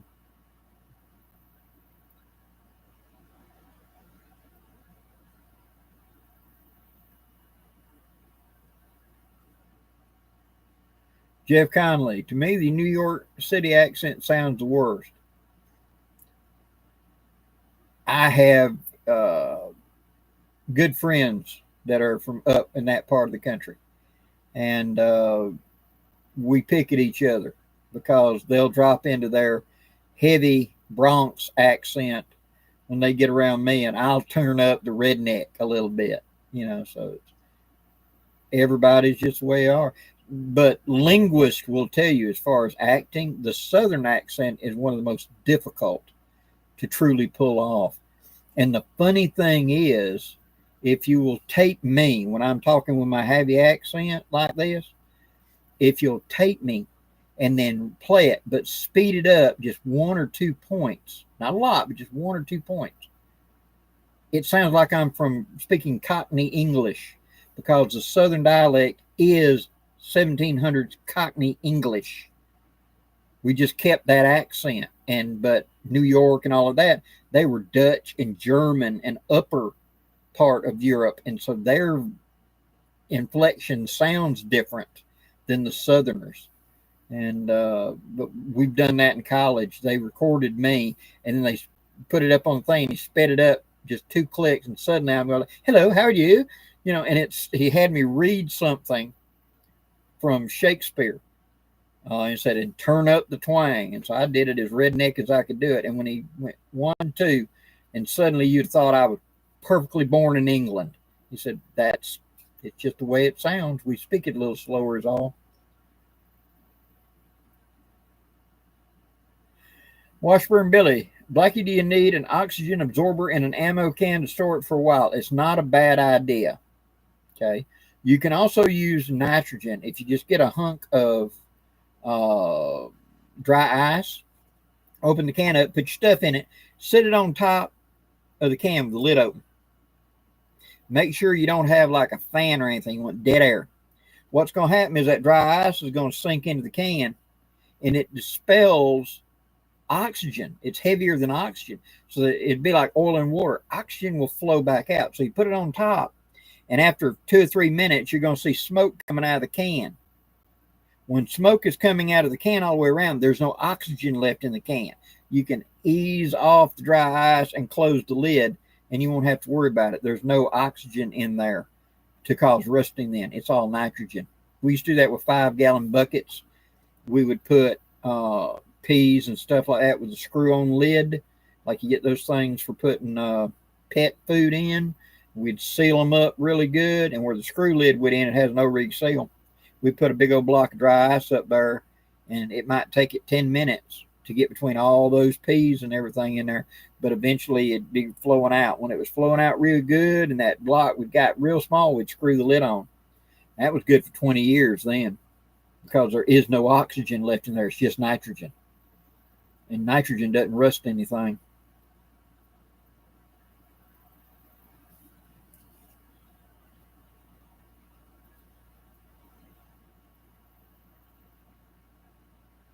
Oh, now, preacher, you take that back.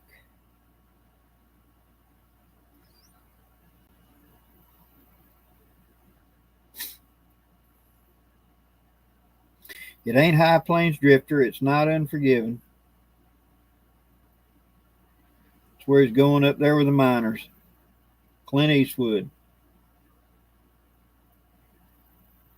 which he finally admitted was the same ghost. He played a ghost in 3 different movies, but you didn't know about it. But that was Preacher. Range Rider, absolutely. You can instantly detect a fake Southern accent. It just really stands out.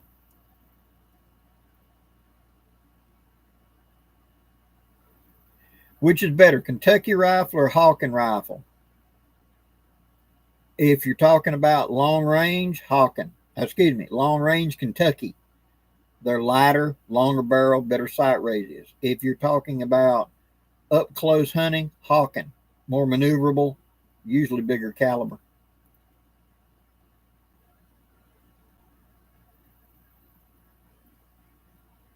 Zombie Nation, good evening. How you doing?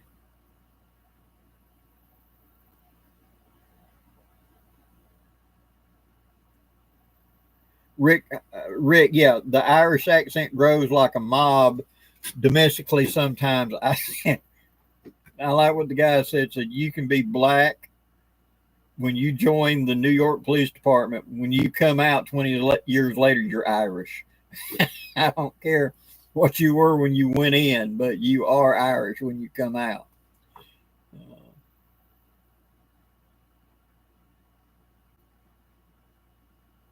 Lewis, I had a good friend of mine that she was a linguist for the FBI, and she's the type she could just detect it like that, and so they would play like telephone conversations and stuff for her, and she would tell you where the person was from, what part of the Bronx. Were they from Detroit, Chicago, LA? They'd spent time in Miami and they'd come back. She was brilliant, and she could just morph into dozens and dozens of accents. And she made a really good living for the FBI as a profiler, and her thing was linguistic archaeology. She could listen to you talk and just about detail your entire life by the way you talked. Thank you, Pam. Pale Rider. Yep, that was it. Pale Rider.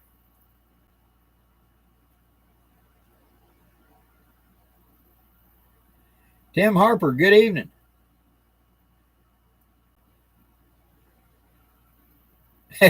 True. Yeah, War of the Roses. Very true.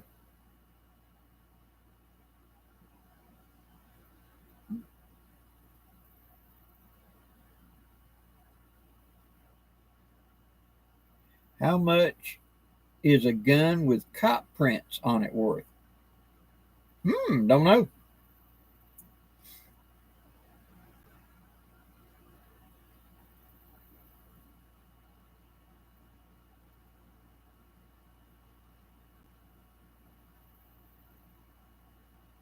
Yes, it'll kill. I'm really good at picking out accents, and when I was younger, I could tell you about where you were from. I took great pride in it. I don't do that anymore. I'm not any good like I once was. But there was a waiter that came to a restaurant down here in Dothan back in when I was in my 30s. Me and my wife went down there, and we went back down there every weekend for about 3 months, just so I could try to figure out where. I didn't want to say anything until I knew. And the way he pronounced words is just, I would sit there and listen to everything that guy said, trying to strike up a conversation which I could try and figure it out.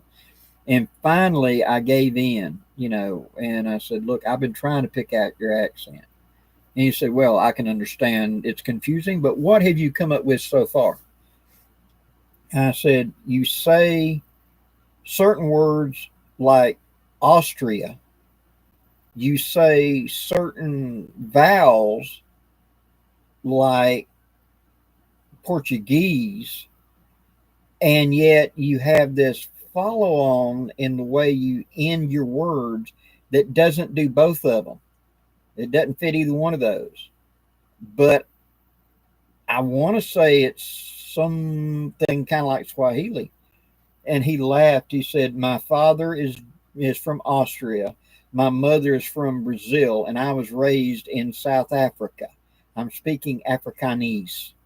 Oh, okay. Well, no wonder I couldn't ID it, because I'd never heard true Afrikaans. But he speaks English as a third language because he speaks German and he speaks Portuguese, which is used in Brazil. And then he was raised speaking Afrikaans. So English is like his fourth language. So no wonder I couldn't pull him out of there. It made my wife just loved it. I finally had one I couldn't figure out where they were from.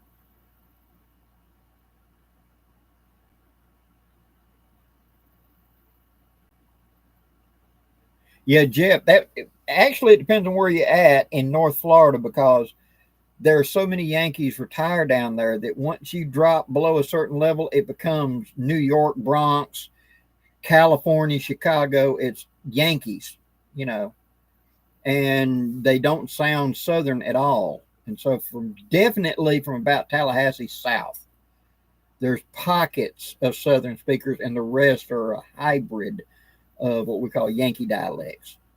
And but like you get over here in the black belt of Alabama, my accent is nothing compared to theirs. Now, I can clean my accent up and speak more eloquently if I need to, especially if I'm doing professional type stuff.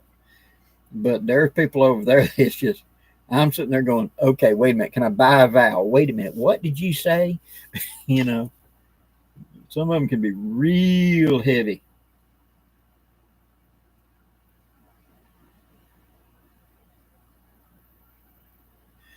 Blue Bandit, Blackie, is Cajun accent considered Southern?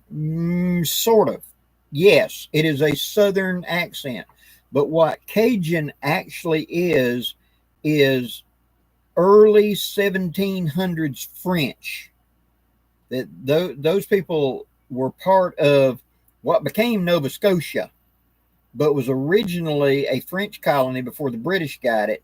And then the 1760s, they got kicked out, 1750s, 1760s. And they started working their way south. They ended up down around Philadelphia and Boston, didn't stay. They kept being kicked out. And they finally ended up in the Gulf and came into Privateria, which was, remember, Lafoot and them, was in the edge of the French territory that we bought from Napoleon in 1812, and that was the French colonies, and they went back in there and went doing it. Well, their French, their what we call Cajun French, is actually old French from the 1700s, and not modern French. And when I was part of the reenactment group at Fort Toulouse, Alabama, there's a guy by the name of Poncho who had come up from Louisiana because his ancestors were at Fort Toulouse, which was a French fort when Alabama was part of the French territory in the 1700s. And they would come there every year as part of the big reenactment they would put on.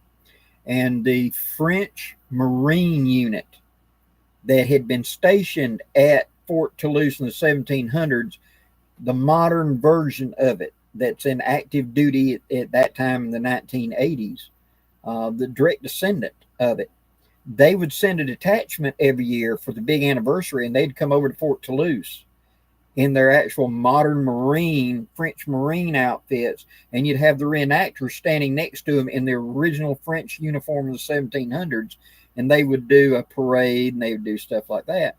Well, Fontenot was the master sergeant, like, and he's Cajun, and so he would give all the commands in proper French from the 1700s. And these guys are born and raised in France, these French Marines, and they could barely understand each other. It'd be one word in 20 that actually get, and so they would communicate in English. They could speak English, but they couldn't. You said one of the French Marines were sitting there talking in the big commander's dining table, and he said, he leaned over and said, "Is he just making this up?" I went, "No, that is actual French from like the 1600s to about 1750." And so that's a Cajun. They speak and do things. Only 1 in 100 Cajuns can write in Cajun. They write in English, but they speak Cajun. But only 1 in 100 can actually write in Cajun. Or Cajun, as they say.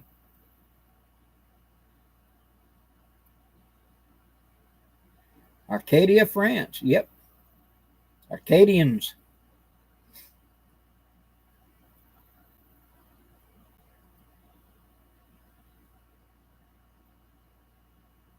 Yep. And my friends in here that are from Toronto and Canada, Mobile was the capital of New France, not Quebec, not Toronto. Mobile, Alabama was the capital of New France. You know, from there, they sent expeditions all the way to the Pacific Ocean 100 years before Lewis and Clark. You know, they were there in like 1700.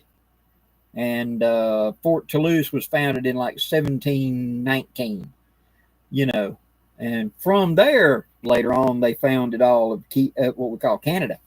But they were hunting those cities of gold, remember, from the Spanish guys. So, William Moffat, good night.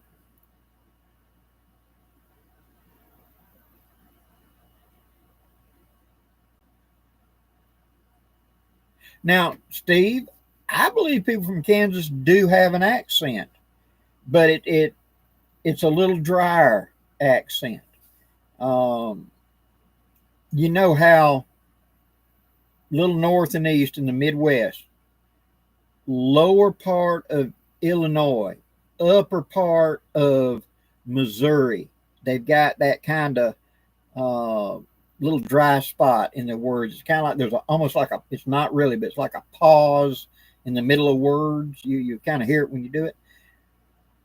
But then you drift on out into Kansas and Nebraska, upper Oklahoma a little bit, not so much in Oklahoma. You got to hunt pockets in Oklahoma, but Kansas, Nebraska, and getting on hedging up toward the Dakotas. They have a kind of a drier accent, but it is a kind of a clean accent, you know. Um, that was the thing whenever they were recently doing the TV show Yellowstone, that the wonderful actress that plays Beth, people didn't realize until like the second or third year that she's actually British. She's English. And so she was doing a Montana accent. She didn't want everybody to know that she was actually British. And but she worked on doing that type of center part of the country. I've heard it called a plains accent or frontiersman accent before. Jeff, yes, Mobile, Alabama was the capital. Whenever this became Louisiana, from Mobile they went and founded New Orleans. See, and when they, right as they're getting there to what would become the founding of Mobile, you had voyageurs come all the way from Canada, all the way to the Gulf of Mexico to sell fur. They had been told that there was going to be a singular French ship in the Gulf and that they might be able to trade with them. And so they had put in way up in the James River, and they had hunted all through the Great Lakes, came down the Mississippi River, came all the way to the Gulf, and then worked their way east. They found Mobile Bay and found this French ship sitting there starting to build it. They've only been there like 2 days. And here comes this 30-foot bateau full of these voyageurs with like 3 tons of fur saying, "We heard you could sell them to you."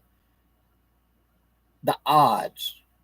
I mean, think about that. You're going to canoe from Canada to the Gulf, hoping to find a single ship down there so you can sell your goods, and then you're going to paddle all the way back, hunting while you go. And then when you get up there, you're going to start. Well, that was the birth of the fur trade in Canada, and that's the reason that Canada really took off, was the fur trade up there. We don't have a fur. We had a fur trade down here, but it was deer hides.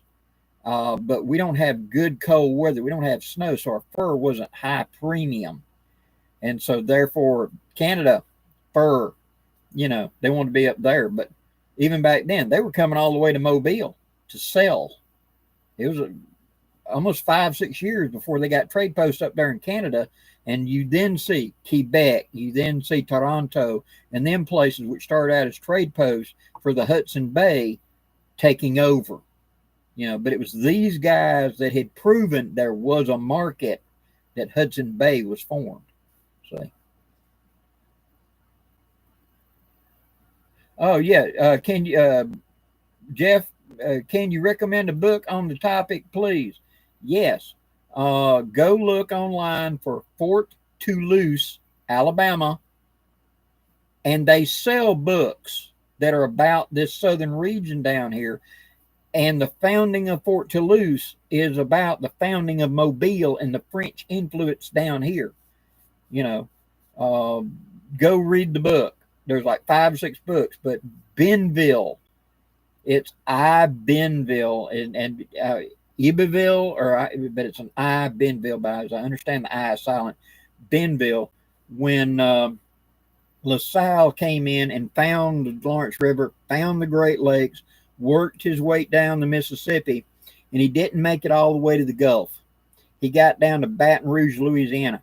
That's the person who invented the term Baton Rouge. There was a a big totem pole painted ochre red on the bank and a couple little huts. And he called it Baton Rouge, Red Pole. And then he turned around there and went all the way back up the river and came back out and went back to Europe. Benville was the one that was sent down here to find the mouth of the river. And he had 3 years worth of supplies. He thought, big epic. When he did find it, it was like one day up from the Gulf and boom, there's Baton Rouge. Well, crap. You know, my chance of a great experiment is over. And he came back, he had seen Mobile Bay. And he took a chance and went into Mobile Bay, and that became Mobile. The island, which is called Dauphin Island, was originally Dauphine Island, and before that, it was Murder Island, because when they were coming in, there was a huge flock of crows. At low tide, it came up, and there was shellfish and stuff stranded up on the sandbars, and they were getting up there and eating it. And there's 100 crows. Well, a big flock of crows is called a murder. And so they called it Murder Island. And from Mobile, they expanded out to form all the forts. From Mobile, they went to Detroit. They went up the Mississippi, the Missouri, the Ohio. Mobile was the capital of New France until the bigger ones came in. To New Orleans took it away. But it is the beginning. Okay, enough history.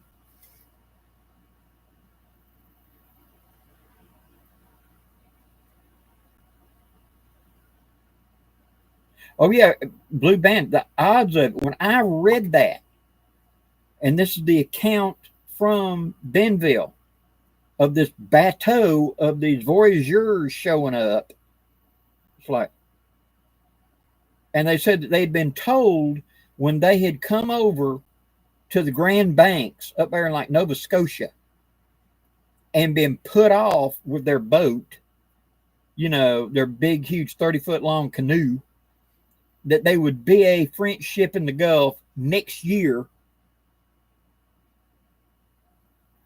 You know, you wouldn't see anybody but an Indian for the next year. You know, utterly amazement that they made that kind of traveling. But you find in the resources from Mobile how they had sent expeditions from Mobile all the way to Los Angeles. And Los Angeles existed because the oldest city in the United States is St. Augustine. That came about because the French first colony in the Americas was not English, it was French. And it was roughly the Georgia-Florida border over here. And what they had done was the Spanish superpower of the day, they were wholesale raping Central and South America of gold, gems, resources, and then shipping them back by them huge galleons to Spain. And that had made Spain the richest nation on earth. But only 1 in 5 made it. The other 4 shipwrecked. And France went, you know, only 1 out of 5 is making it. So, you know, if we happen to just kind of find one of them gold-laden ships and kind of waylaid it out there, nobody'd miss it, right? And so, for religious reasons, France sent these pilgrims. Bull, they were French Marines, and they had 2 fighting sloops. It was a military operation, a black op. And they went over and they put a marker because Spain just claimed everything from here to there. There was no there mark, but everything from here to there. And not even England claimed anything. They just stayed out of it. Black Hat Bushcraft. Good evening, brother. Thanks for dropping in.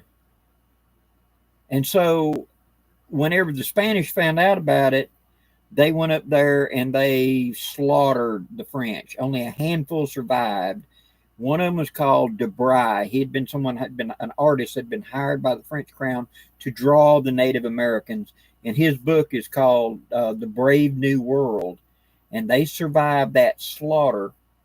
And they left what is now the Georgia-Florida border and walked on the beach all the way from the Florida border to the Pine Barrens of New Jersey.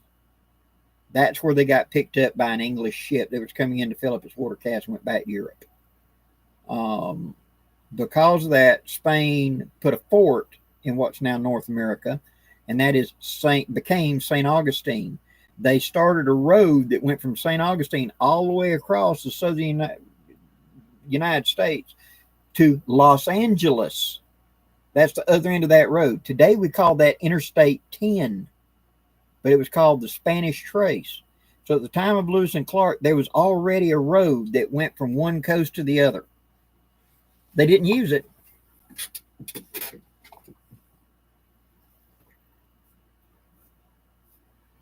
Yes, Grey Wolf, the Spanish did claim occupation in Florida, and that was it. They didn't give up Florida. When we got Louisiana,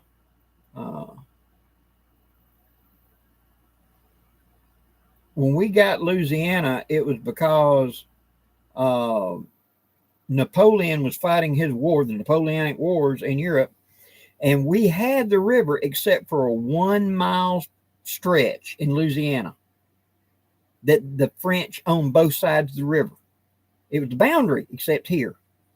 And so Jefferson sent an envoy over to Napoleon and offered $1 million for that 1 mile so that we could use the river. Okay. Napoleon had no use for that, for the land. He said, look, I'll sell you all of the Louisiana for $14 million.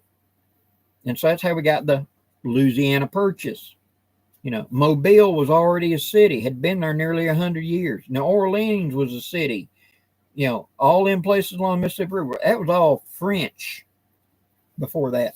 But La Spain, which was what we know today as Florida, southern Georgia, and southern Alabama. Alabama was French, and then it was rolled over, and it was still part of the Creek Nation. And then in 1819, it became a state. Hold on a moment. Got a little alarm. Got to turn off. 1 second.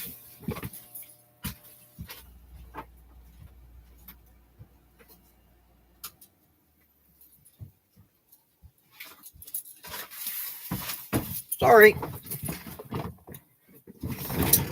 Whew, 2 hours. I have drug y'all to death with history tonight, haven't I? I'm sorry, guys. Dances with Empties. There's a conspiracy that the Egyptian, I think it was, may have found Great Lakes. There's little pieces all over the country of Chinese that, according to the Chinese, 120 something years before Columbus, they sailed around the world. You know, there's other things that had popped up that they may have been other types of exploration. So you just never know.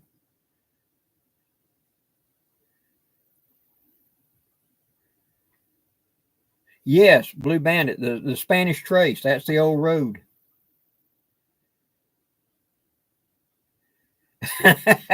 Anonymous. It's an air conditioner, but it's cooled off enough outside that once it drops below a certain point, the compressor don't want to kick back up and makes that sound. So I just go click it off.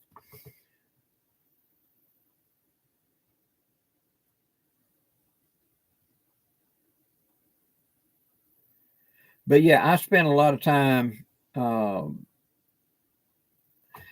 Black Hat Bushcraft. Say hello to daughter. Thanks for coming in. Glad she enjoys that haversack. It'll kill. Thank you very much. But I studied, you know, as a living history reenactor. I was part of the Fort Toulouse delegation for 10 plus years where we would put on things for the public.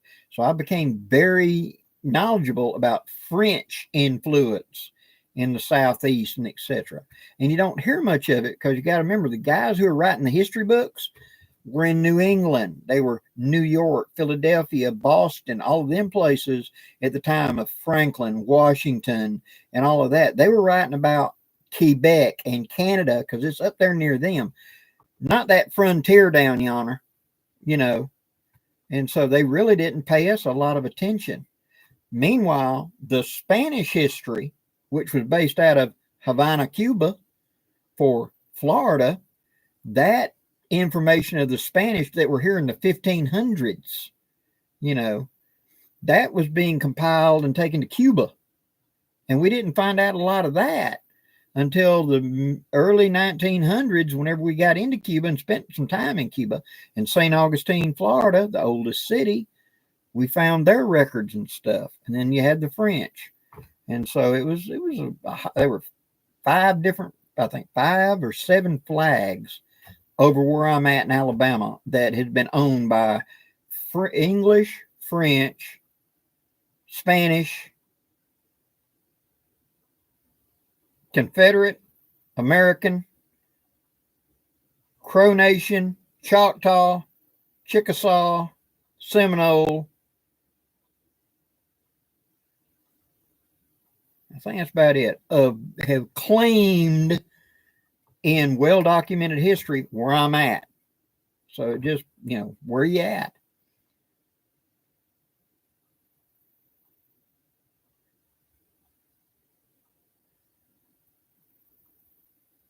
Oh yeah, Grey Wolf, the rune stones. So much stuff was just dismissed when it was found, and because it don't fit the narrative that they have.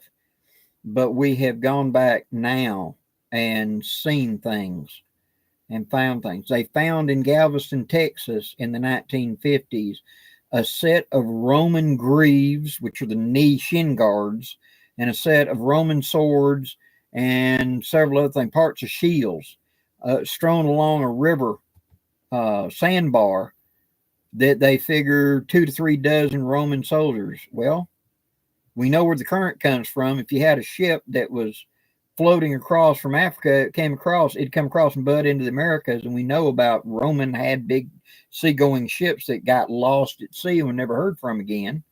So why couldn't there be a Romans come up? Or we know the bow and arrow did not exist in North America till about 1100, the year 1000 or 1100. And it probably came from the Vikings. They probably brought the bow here. They had the atlatl and the throwing spears and stuff, but they did not have the bow. It came in later. That's really when people go out and they find an arrowhead and they're holding up something this big. That's not an arrowhead. That's an atlatl point. That's an arrowhead. Arrowhead like your pinky nail. It was just something to be on the end of a shaft. Normally a river cane down here. You ain't gonna put a 2-ounce rock on the end of it. It won't go very far.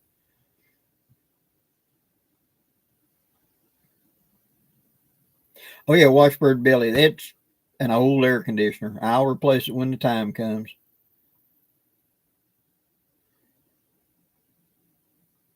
I mean, we do woodscraft, bushcraft.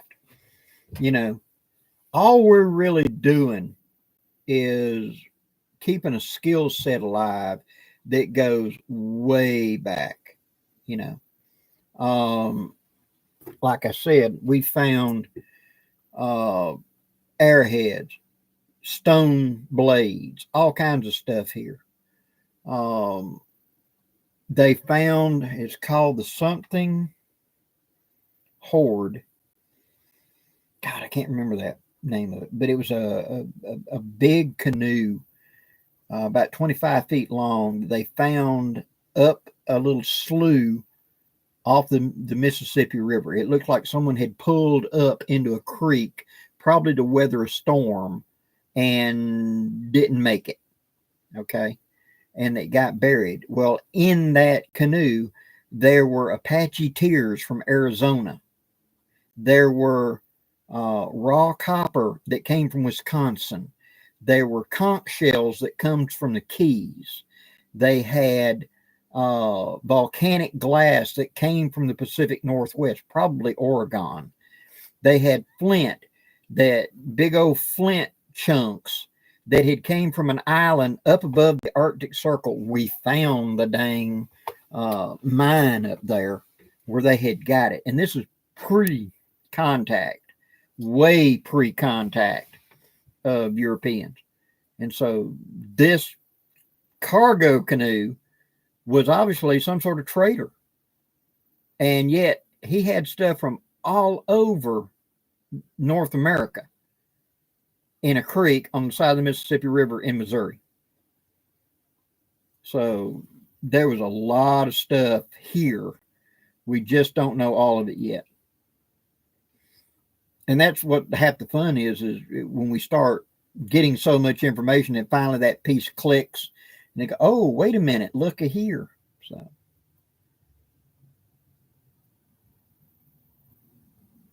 Oh, okay, Washburn Billy, thanks. I'll look into that.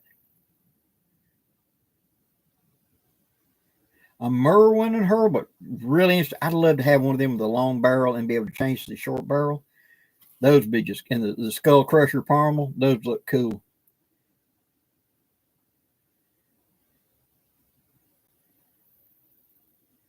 Black Hat, thank you very much. That's actually what I went to school for. My degree was to be a college teacher of history. And so communications and history was my two big focuses. And that's what I want to do. If you make history interesting and alive, it's something you want to know. And it really, really, pieces fall into place, you know, whenever you start seeing the history of where and how and why things were in the past. You kind of can get a little glimpse of the future where things are going to go, because we may have different technology, but just the same stuff. You know, they did this back then for a reason. It's probably there's a good reason for it. And if we had to revert back, it'd be a good idea to know what was done here and why in the past, you know.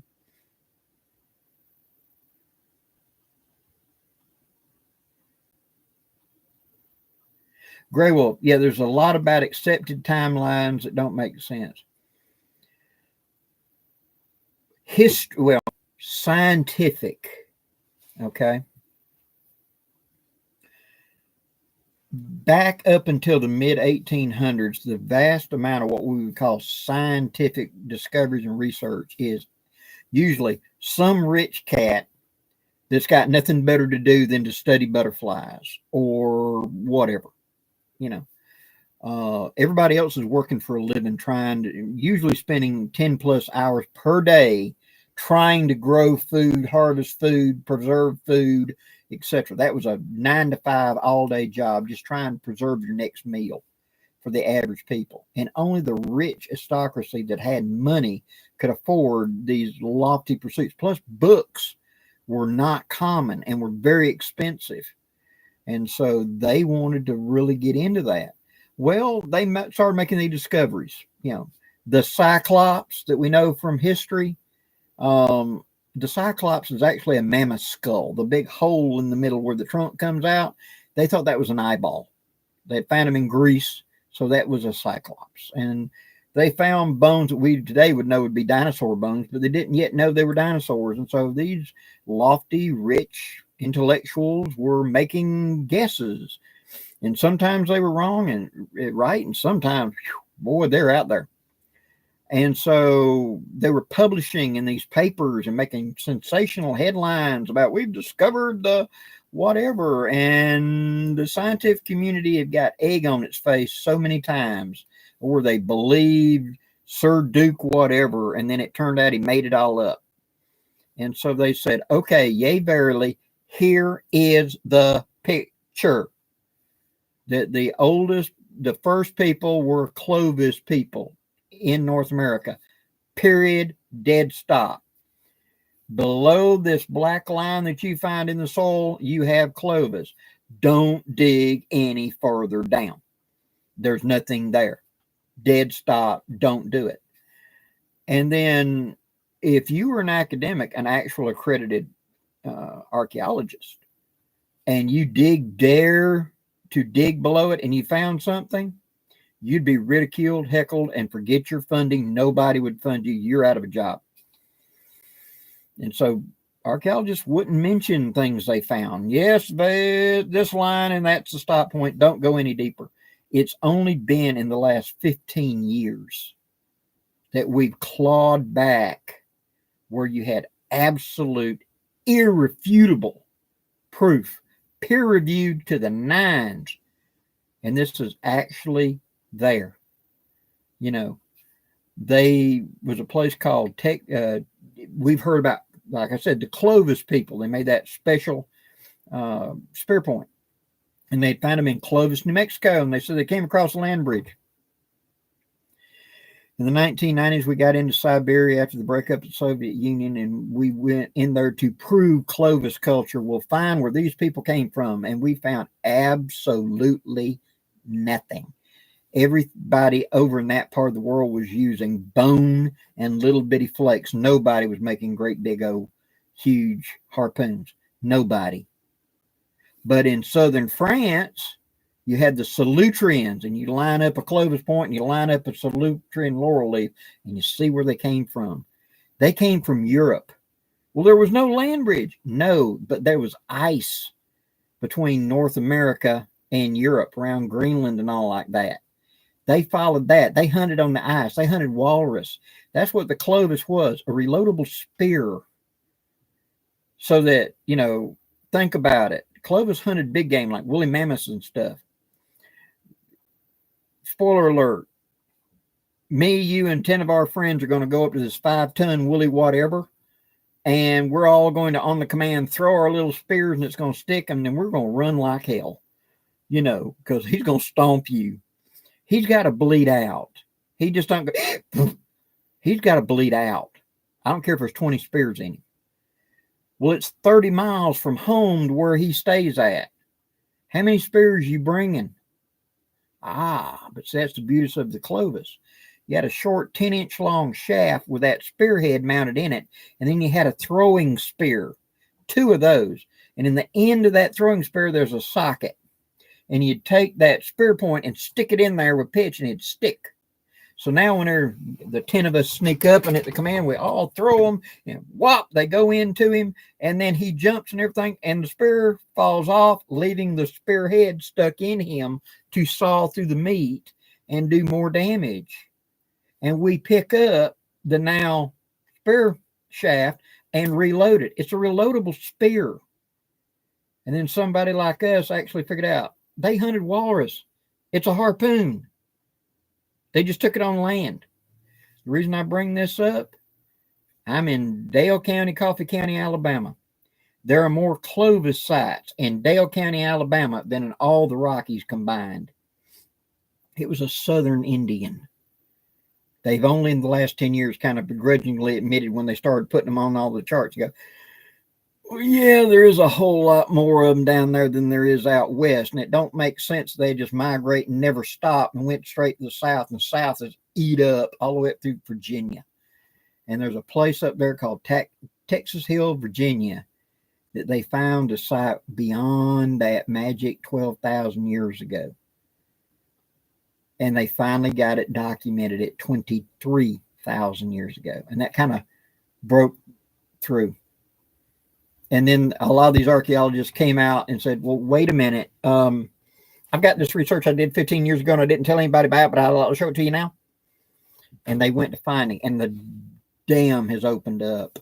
And right now, there's something that's really shocked them all, that it's come out in the last year. It has been peer reviewed to the nines. It is absolutely, this has got to be real.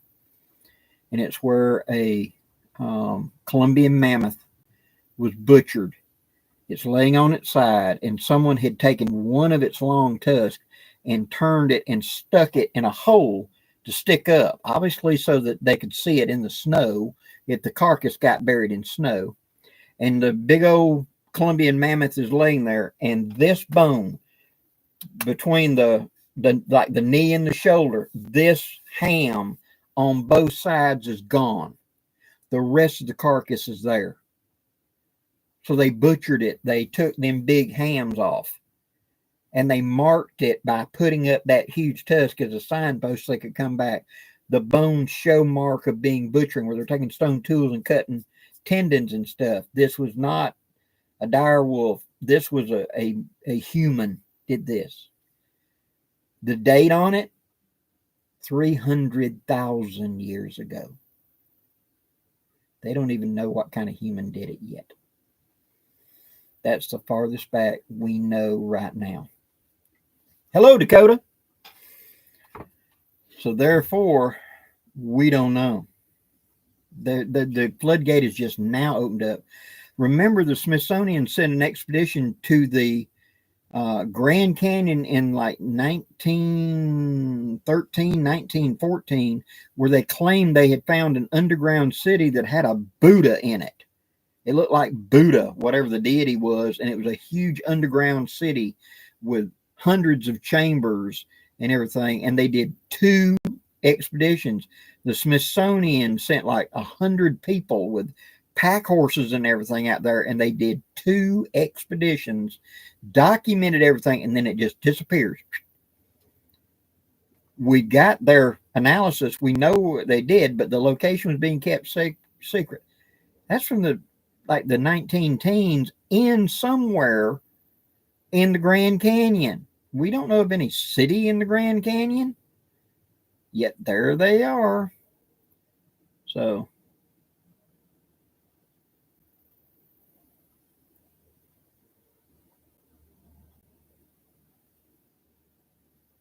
yeah, Oak Island. Oh my God, yeah. You know when the first report of Oak Island was? 1798. 3 boys in like 1798 went to the island. It was called Goat Island.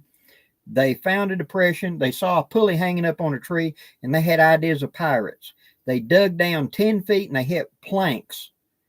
They filled it back in. They came back in the 1830s, 30 years later, as grown men with money, and went to try to excavate that out. And that began Oak Island. And we've been continuously digging in some way since then. And they hit the traps. They had coconut husks. Coconut husk? They had coconut husk down there to act like a wick from there to the ocean, so that if you broke into it and let, quote, let air in, water would wick in from the ocean and flood the shaft, and you couldn't ever pump it out because it's coming in sideways from the ocean. They had tunneled to the ocean with coconut husks. You have a lot of coconut husks that far up in the world? Oh, it's an in-depth just to sit and read all the weird stuff in that one. Stupid stop motion. Why is your accent so different from Bear? Bear's accent is because his father was a local judge and he was very well educated. So he grew up in a house that had a family. His mother was an English teacher. And so very particular, he would speak a certain way. I grew up very poor, and so therefore I speak differently. Mine is considered backwoods Southern accent, real redneck, and he is considered more like a city type, even though he's from a small town. But he's more of his family was more of an aristocrat, so to speak, and so his vocabulary is slightly different from mine. Hope that answers your question.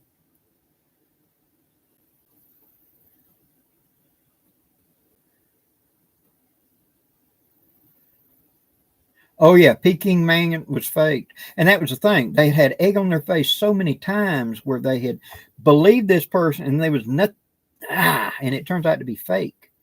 And so they put this we can prove and went with it, and now we've got science and technology they did not have. And now that they finally allowed us to, well, yeah, you can go back farther. God knows what's going to pop up. I mean, there's going to be a lot of stuff pops up.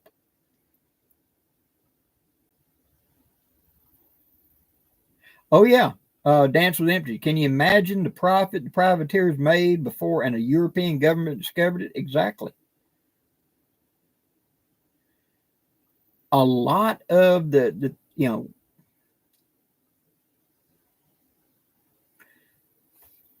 we, speaking of North American here, okay, are descendants from people who came out of Northern Europe.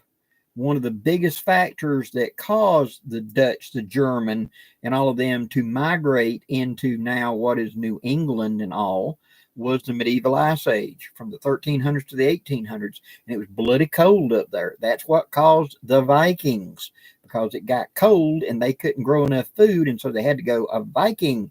What does Viking mean in their native language? Pirate.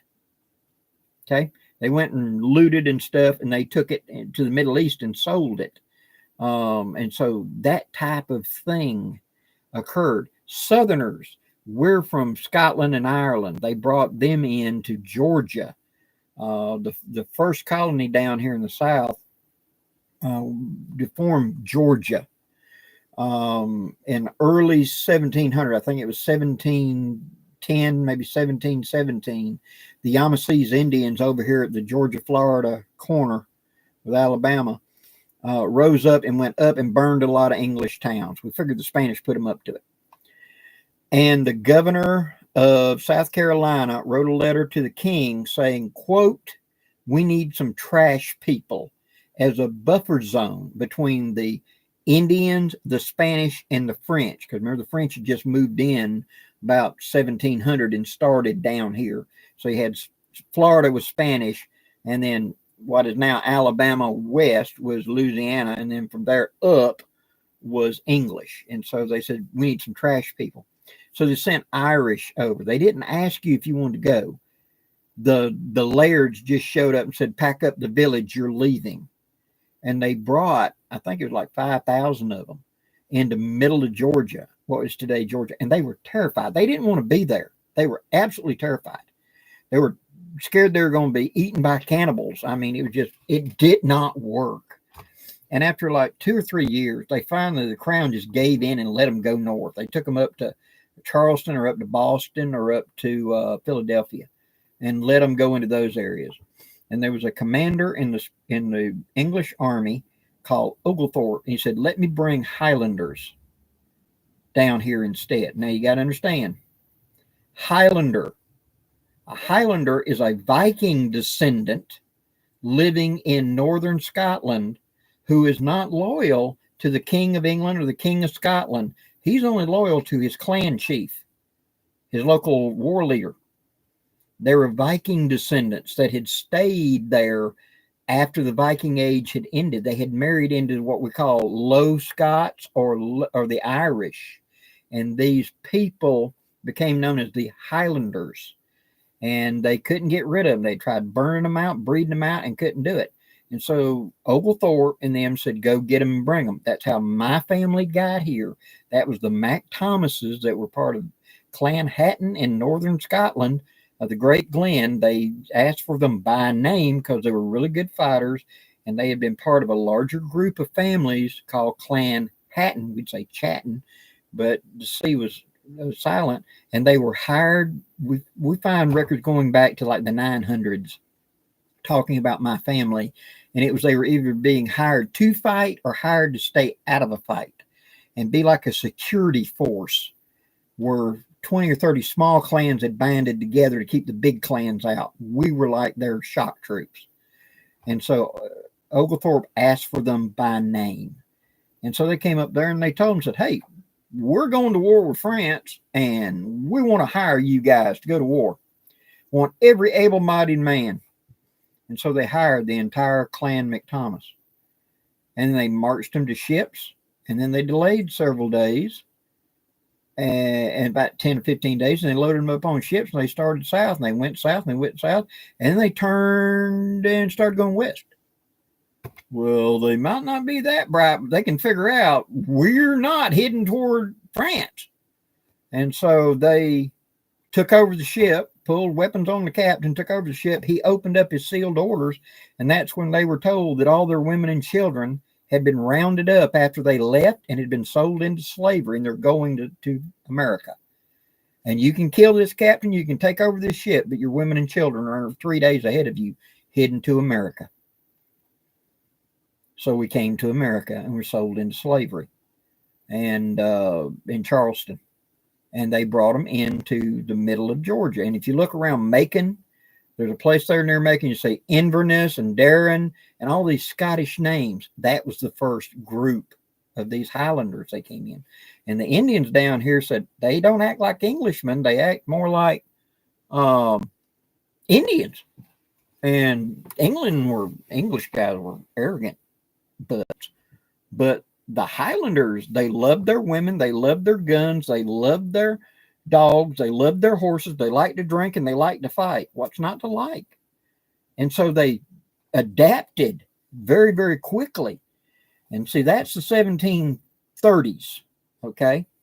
By 1800, they had married into every tribe and became the leaders. So in 1800, who is the head of the Creek Nation?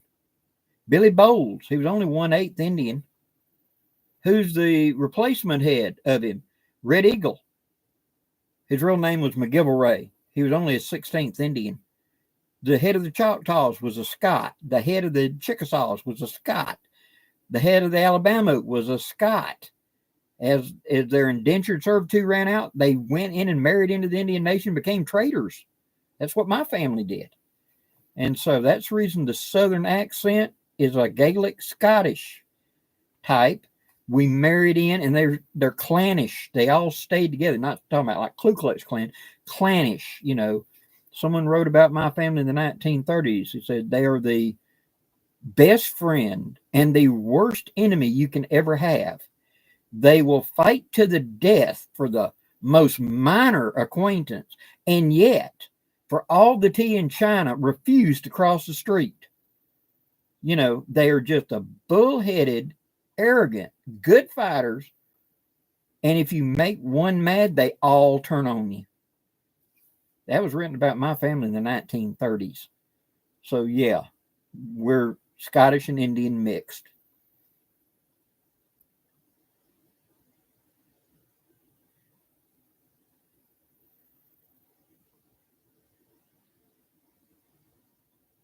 Gordon, yes, I am a historian. That's a fact.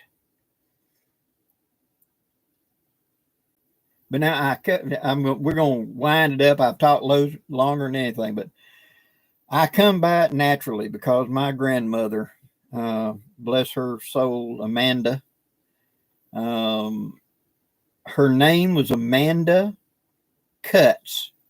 She married Arthur Butts, and her name became Amanda Cutts Butts. Swear to God, I'll show y'all a picture of her tombstone sometime. I made sure it was on her tombstone. But my grandmother was a historian. And even though she could barely read and write, I mean, barely, but she had a memory.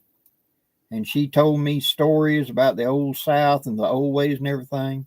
And where I could really see her intellect in it was she followed soap operas. Now listen to me. As the World Turns, The Guiding Light, The Edge of Night.